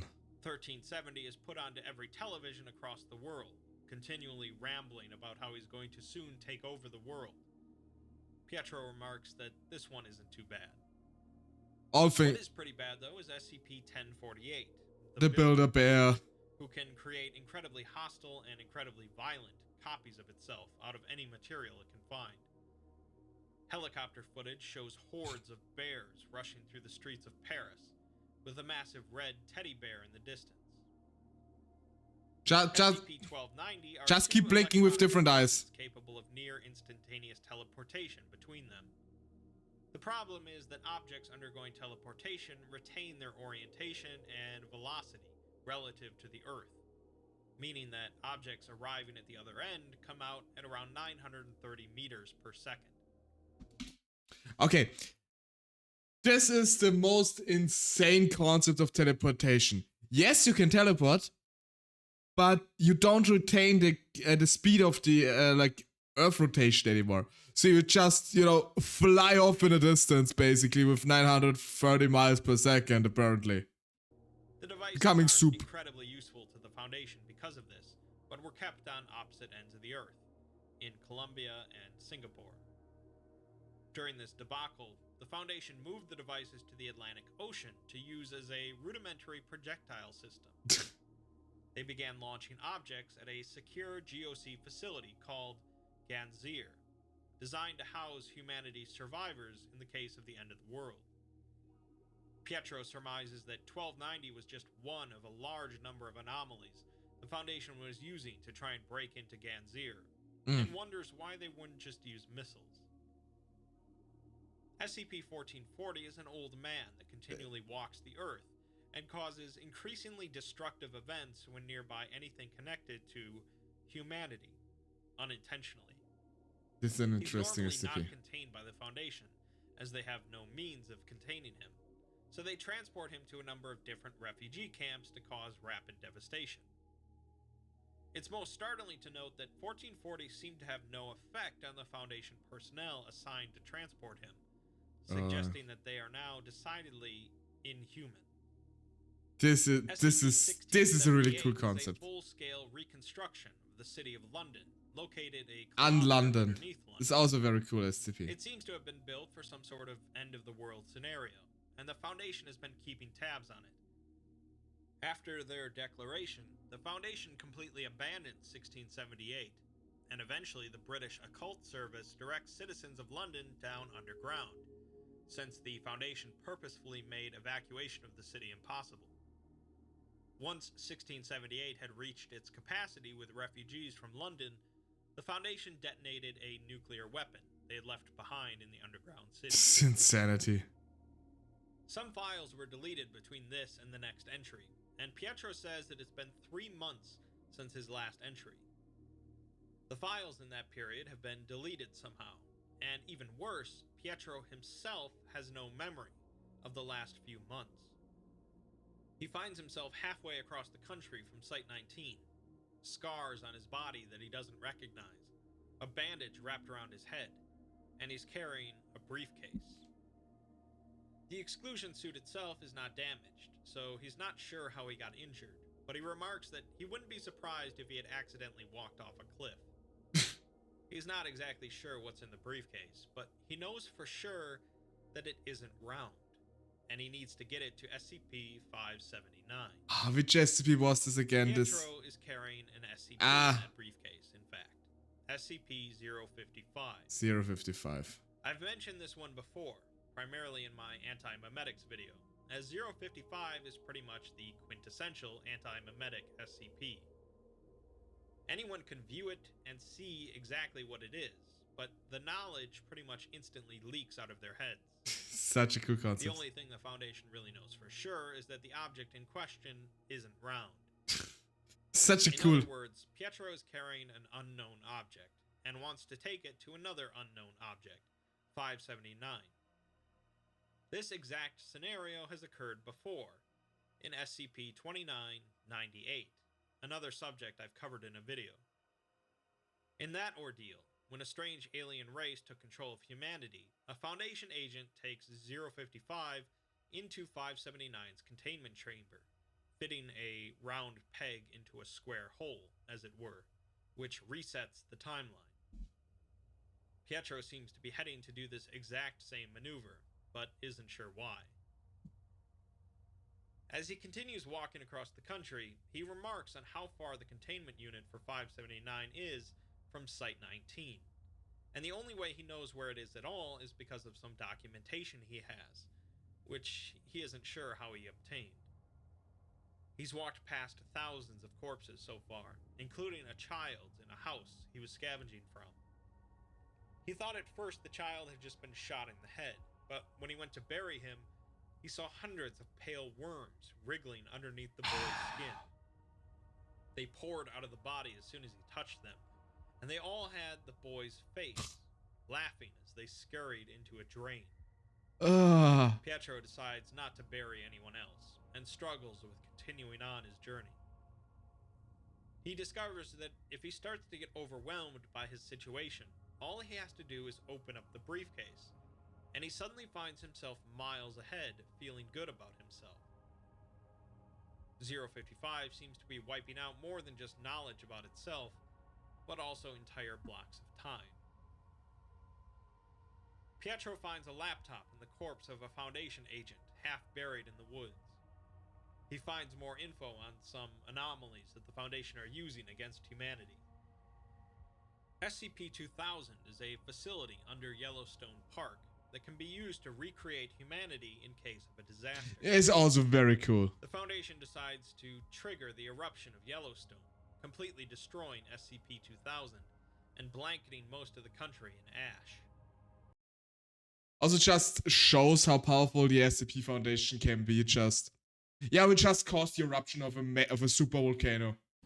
This is interesting to note, as it means that the Foundation isn't just intent on wiping out the current crop of humanity and rebuilding it, but instead is intent on obliterating humanity completely. SCP-2200 is sort of a tricky SCP to summarize in a sentence or two, but basically it's a sword that causes victims killed with it to be recreated on an island in metal form. These metal copies retain their former memories and personalities, but don't need to eat, drink, or sleep. But they can still die in this form as well. Elistra? Es ist Elistra. Metal form with behavior and personality intact. Although no, it cannot be Elistra. Elistra still needs to eat. The Foundation managed to mass-produce these swords, which teleport to individuals who are likely to use them, and the island where the metal copies appear is now overflowing, with living copies trapped under dead ones. Probably not the most effective strategy the Foundation has come up with, but there you go. SCP-2241 is a 7-year-old boy with fledgling reality bender abilities that the Foundation was previously studying, with the O5 Council interested in raising him as a useful tool. Seems they got their wish, as 2241 is now being used to wipe out refugee camps, and they're sending him over to the bunker at Ganzir, since they're still having trouble breaking in. SCP-2466 is an app that plays out like a battle from the Pokemon series of games. Such a weird SCP. A Mega Charizard X. The app compels residents of a specific town in California to carry out certain actions based on the Charizard's moves, which range from socially disruptive to violent or suicidal. Who thought of this app was used by the Foundation for some time until it permanently crashed, presumably because there were no residents left in that town. Again, not incredibly effective overall. SCP-2639 are 3 individuals who somehow got trapped in a server running the video game Quake, and are able to manifest occasionally in the real world for a short time, carrying out it's a new Pokemon game capable of destroying structures and killing non-participants. Since the individuals can't die, possess heavy firepower, and are exceptionally bored, the Foundation had previously recruited them as an MTF, sent into extreme situations requiring the elimination of hostile non-human targets. The group of 3 were average teenagers, and really didn't want to harm anyone. In this situation, the Foundation sent them into survivor communities and opposing groups to kill everyone present, telling them that they were monsters that have escaped from containment. The 3 soon figured this wasn't the case, and after a short time, have ceased all hostile activities for the Foundation's behalf. Pietro makes a journal entry about sitting near a campfire in his suit with a group of GOC soldiers who don't know that he's there. He appreciates the company regardless.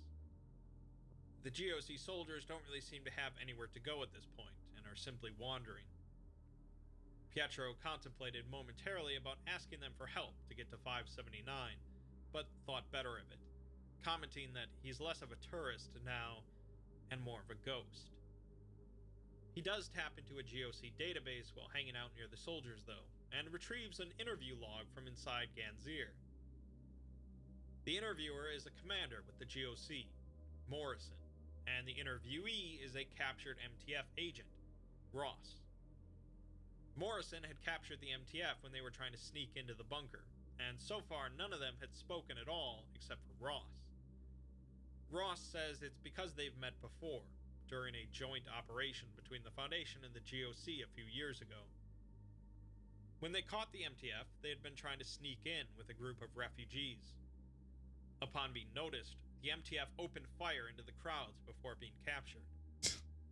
When asked if he thinks that's crazy, Ross simply laughs, saying that the GOC are crazy as well if they think they can do anything to stop the Foundation.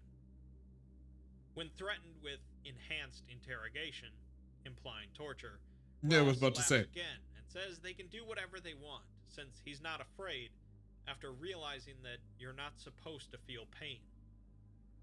Morrison asks what he means, and Ross hesitates, telling him that he wouldn't want him to say. Morrison responds that he does, but Ross says he wasn't talking to Morrison.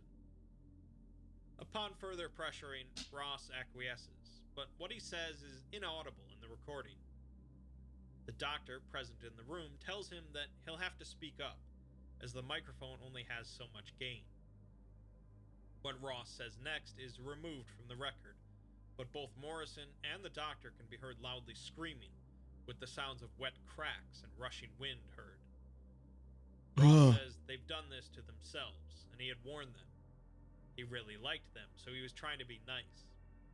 He remarks that they fight in the light, so you can die in the dark. This is a twist on a common Foundation motto: we die in the dark, so you can live in the light. That's the motto I was talking about the VOD earlier. Ends with Ross calling them disgusting, and Pietro notes that right after this, some emergency resulted in the destruction of Ganzir. The latter part of this interview log is pretty important, as it is very similar to another interview log, the one with SCP-682, the hard-to-destroy reptile. Well, probably one of the most popular I haven't SCPs. really talked about 682 much, but its primary feature of being practically impossible to destroy isn't really important here. What is important is its hatred of all life. In an interview log with 682, after it finished slaughtering some farmers, it's reluctant to speak. It mumbles something incomprehensible, so the doctor present remarks that the microphone only has so much gain, and it needs to be moved closer. While mauling the D-Class's body, who is tasked with moving the microphone, 682 is heard saying that they were disgusting. This connection isn't a coincidence, and we're definitely going to delve further into this later, but just take note of it for now. Pietro makes another entry discussing how it's even harder to keep going, now that the GOC are pretty much wiped out, as there seems to be even less hope left now. Pietro stopped eating and drinking, since the suit can sustain him anyways, and the Foundation has been spreading any number of weird viruses across the globe. He's seen corpses in pretty much every condition imaginable, including foul spirit! He still occasionally opens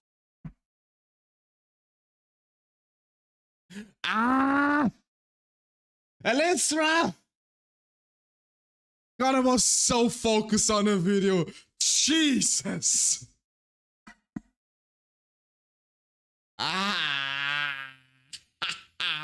God dang it. Jesus. You're enjoying this, Elisra. Having fun. Having fun, Elisra. Oh boy. Jesus Christ. the briefcase, but it isn't working as well as before, as he isn't jumping ahead as much and doesn't feel as great afterwards. He ponders if he's growing numb Good to hear. and wonders why he's even going to 579. We get info on a few more SCPs being used by the Foundation. SCP-3078 is a series of images that causes viewers to break out in uncontrollable laughter until dying by suffocation. Is this what's happening to you right now, Elisra? The Church of the Broken God managed to get the internet back online, but the Foundation quickly spread thousands of copies of 3078 until the Church brought the internet back down again. 3179 is a highly intelligent liquid metal alien capable of expanding its mass, altering its form, and creating smaller entities that can act autonomously. It was originally found by a branch of the Church of the Broken God, who believed it to be sent by their deity, but after discovering it to be invariably hostile, they managed to contain it and hand it over to the Foundation. After being released, it sparked a bit of a civil war in the church. Just like they're we for real. divided on whether or not it's What? actually their deity. Either way, The it's deity now of the continually Church of the pumping out Broken what God. are essentially Terminators. SCP-3199. Oh god, not those hostile things. humanoid entities that continually lay extremely durable eggs containing more of their species. We saw them They yesterday. hunt live subjects around their hatchlings, liquefying internal organs and bones and feeding the corpses to their young. This one didn't require much creativity, as the Foundation has just been airdropping the eggs around the Yeah, world. this is really ew.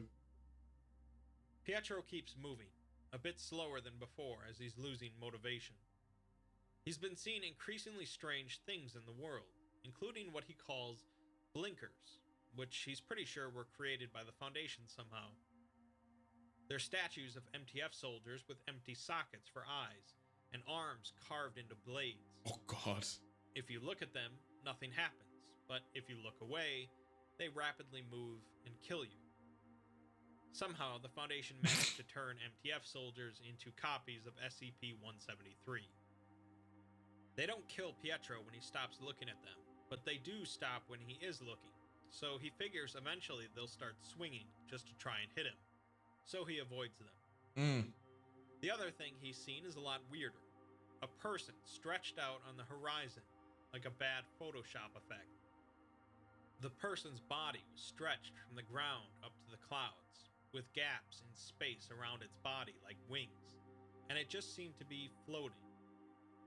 The Foundation seemed to be fighting this anomaly, and Pietro thinks about going to talk to them as they might not be affected by what's going on, but decides not to risk it.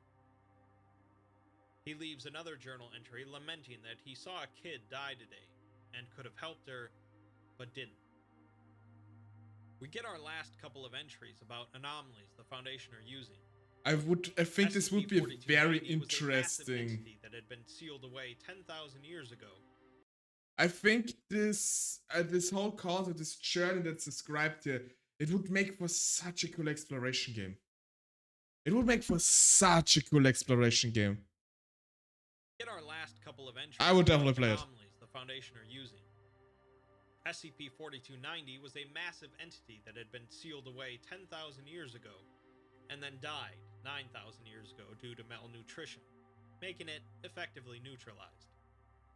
The Foundation decided to take SCP-008, a virus that reanimates corpses as zombies, enhance it using SCP-914, the Clockworks, and revive the entity.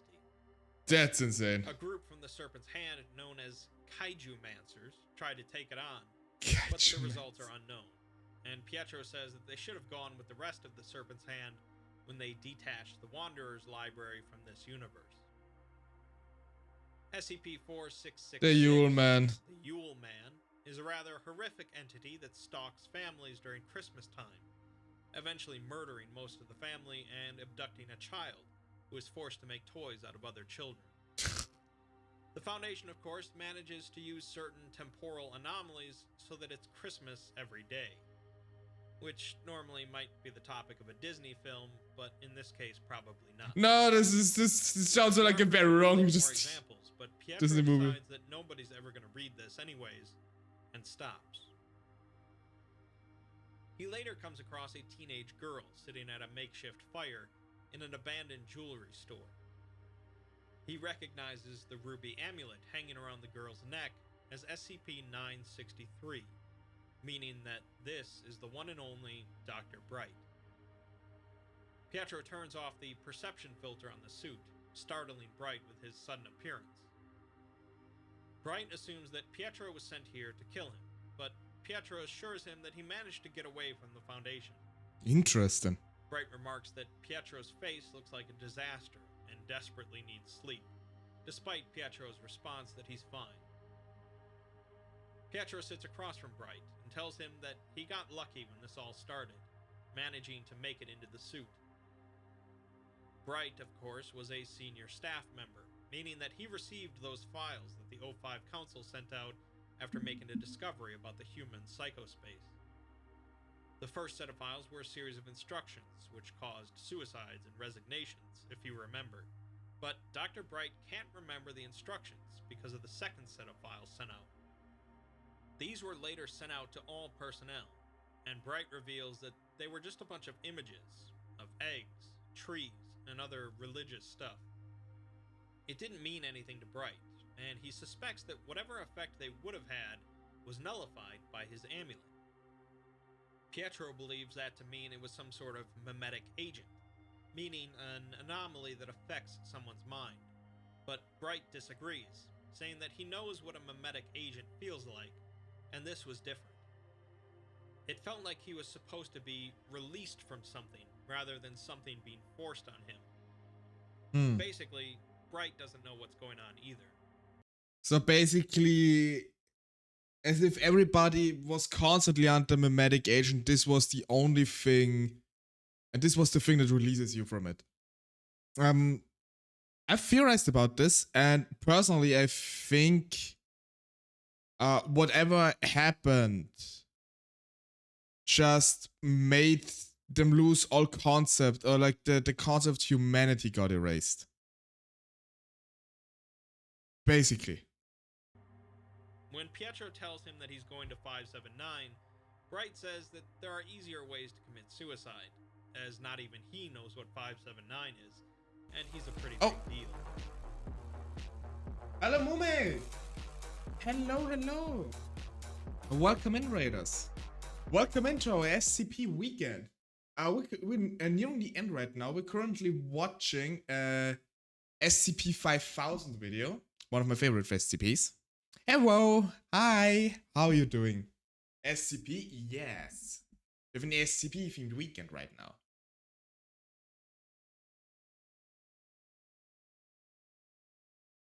So we are currently watching my favorite SCP, a video about my favorite SCP, about SCP-5000, which is just titled Why.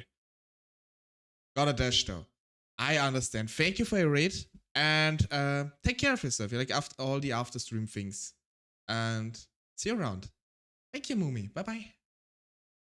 Bright instead is heading towards SCP-1437, an endless hole that leads to an unknown number of parallel universes. Oh, thank you for the cat ears. Bright plans on throwing the amulet down the hole and seeing where he wakes up. The two wish each other luck and part ways. We'll dissect what this conversation means at the end. More files got deleted, and Pietro is now standing outside of the site containing SCP-579. He doesn't see any guards, and security seems to be completely down, as if the place has been abandoned for quite some time, despite it being supposedly an extremely high-priority facility. He's having difficulty breathing, and has a feeling of an impending end. As he walks closer, he feels like someone is pressing a gun against the back of his head, pushing him forward. He doesn't know what SCP-579 is, but he knows that it's looking at him. The next entry is quite a bit worse for Pietro, as the facility was not empty, but instead filled with blinkers, the SCP-173 copies. They can't see him, but have figured out that he's here, and are now slashing everything in sight. Oh god.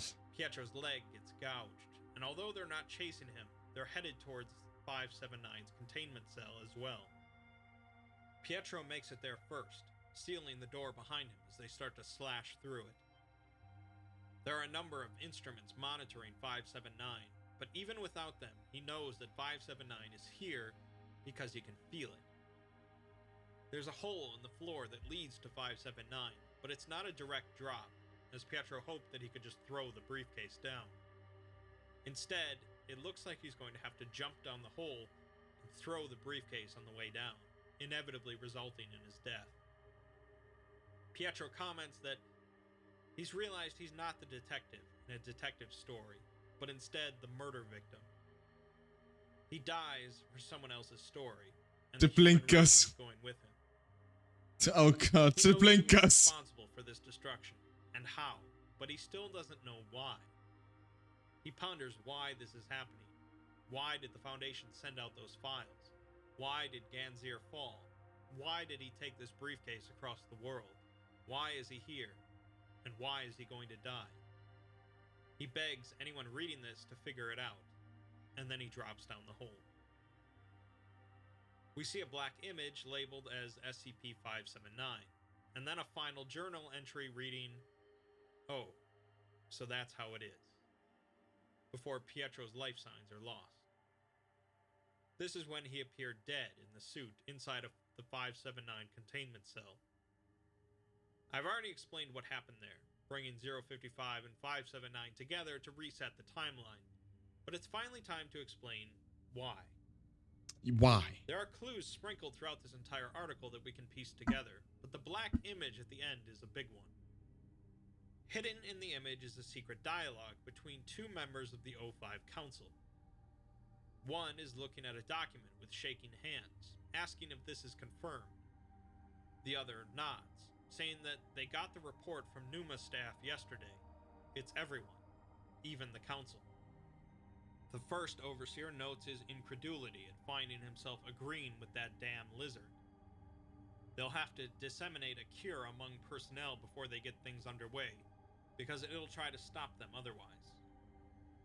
The other overseer asks God to help them, but the first rebukes him, saying that that's it talking.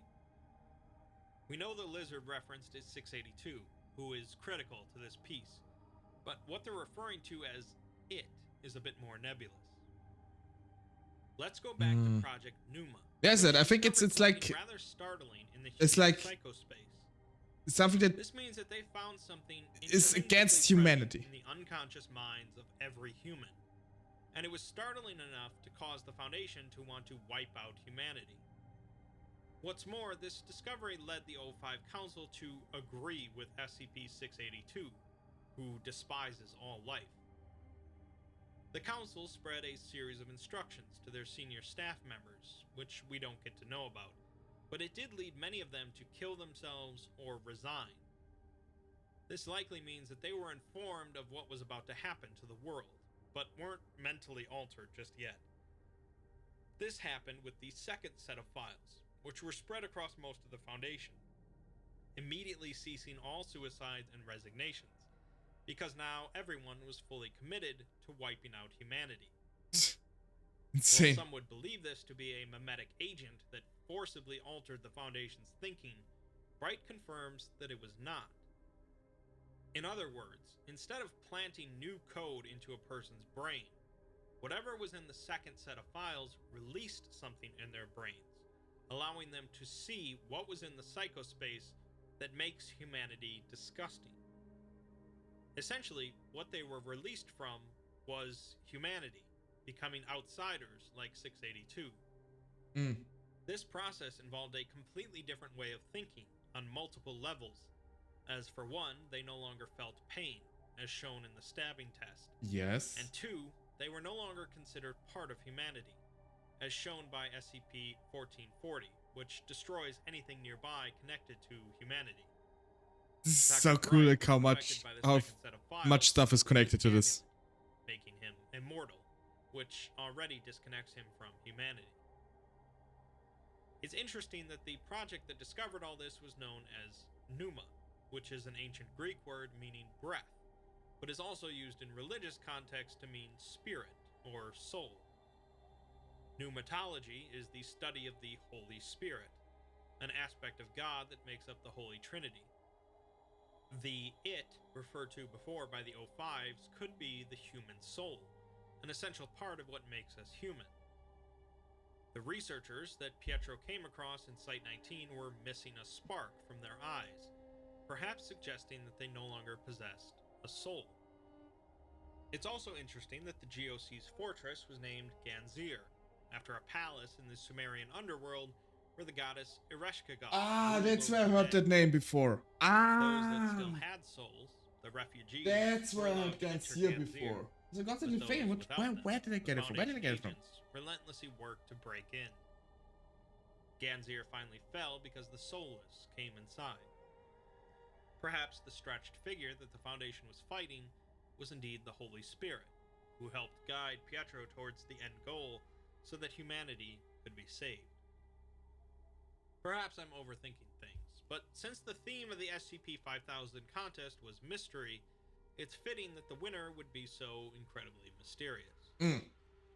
regardless of what it all means, SCP-5000 is a fascinating tale of one man wandering like a ghost through the end of the world, as the SCP Foundation tears it apart.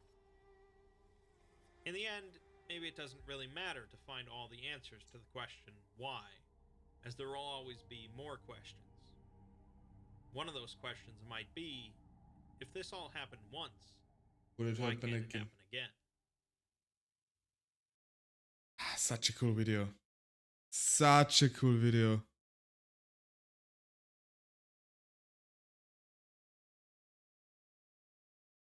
Oh, there's still forgot there's still a minute to it. You said invaded, right? Might be one of the last time it happens. Right. Don't say that. It must be worse for you. That's what everyone says after they find out everything they don't like. Jesus Christ. If it's not something, can be hashed out in a few hours, man. Can be quiet for a minute. Of course, I can't. No, not yet. Feeling of being invaded. Why not say that? Don't even talk about it.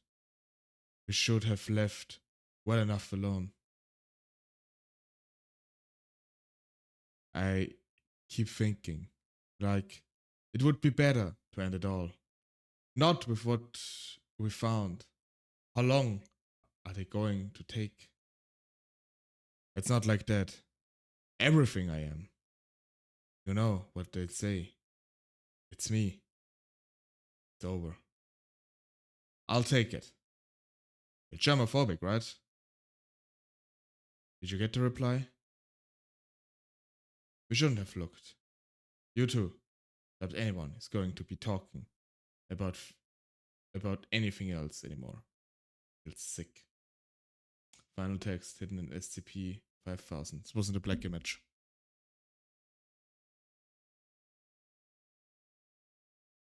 Okay, this is the... Just gonna stay here until the end of the video. The classic honk at the end. I've prepared a few more SCP things, but honestly, I'm getting a bit too tired now. So, we're gonna wrap it up here for today. All that to say, I hope you all enjoyed it.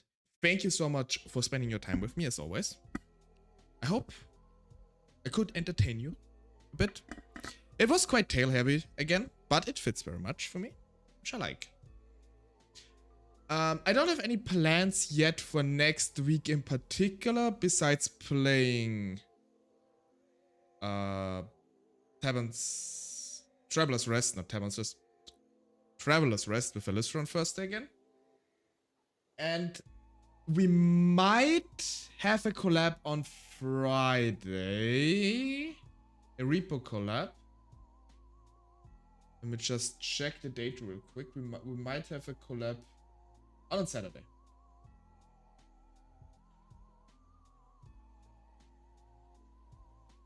Yeah. So, gotta look out for a repo collab next weekend. And other than that, I'm just gonna look how I sprinkle my streams. I will post my schedule most likely tomorrow on Twitter and Bluesky for anybody's interested. And yes.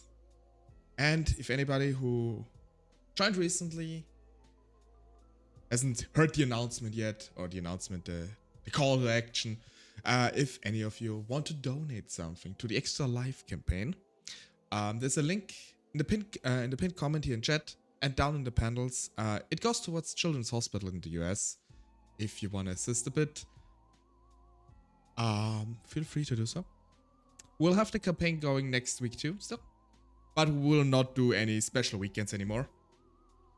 Because I'm all out of ideas. Now this is the third one now. And honestly, organizing it takes a bit too much effort. Oh, not too much effort. It takes a lot of effort. And I just don't have the energy and time right now to plan anymore. Anyway. Nonetheless, as I said already, thank you so much for watching. I hope you have a nice rest of your Sunday. And before I let you go, it is time, as always, at the end of every stream, to find someone to raid out towards. So let me have a quick gander in my list. Who's online right now? To look who we're gonna rate. You see, a lot of people have started Destiny apparently. Why so many people are online.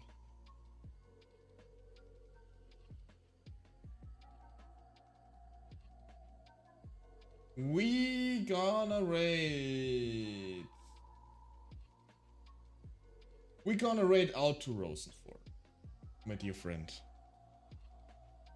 Currently playing Dark Knights with Poe and Monroe. I don't know this game, but we're gonna check it out together with her. So here's the raid message for anybody who wants to participate. And let me start the raid up real quick. Once again, thank you so much to everybody who came by. I hope you have a nice rest of your Sunday. And I hopefully see you again in the next stream if you have the time for it. Until then, bye-bye.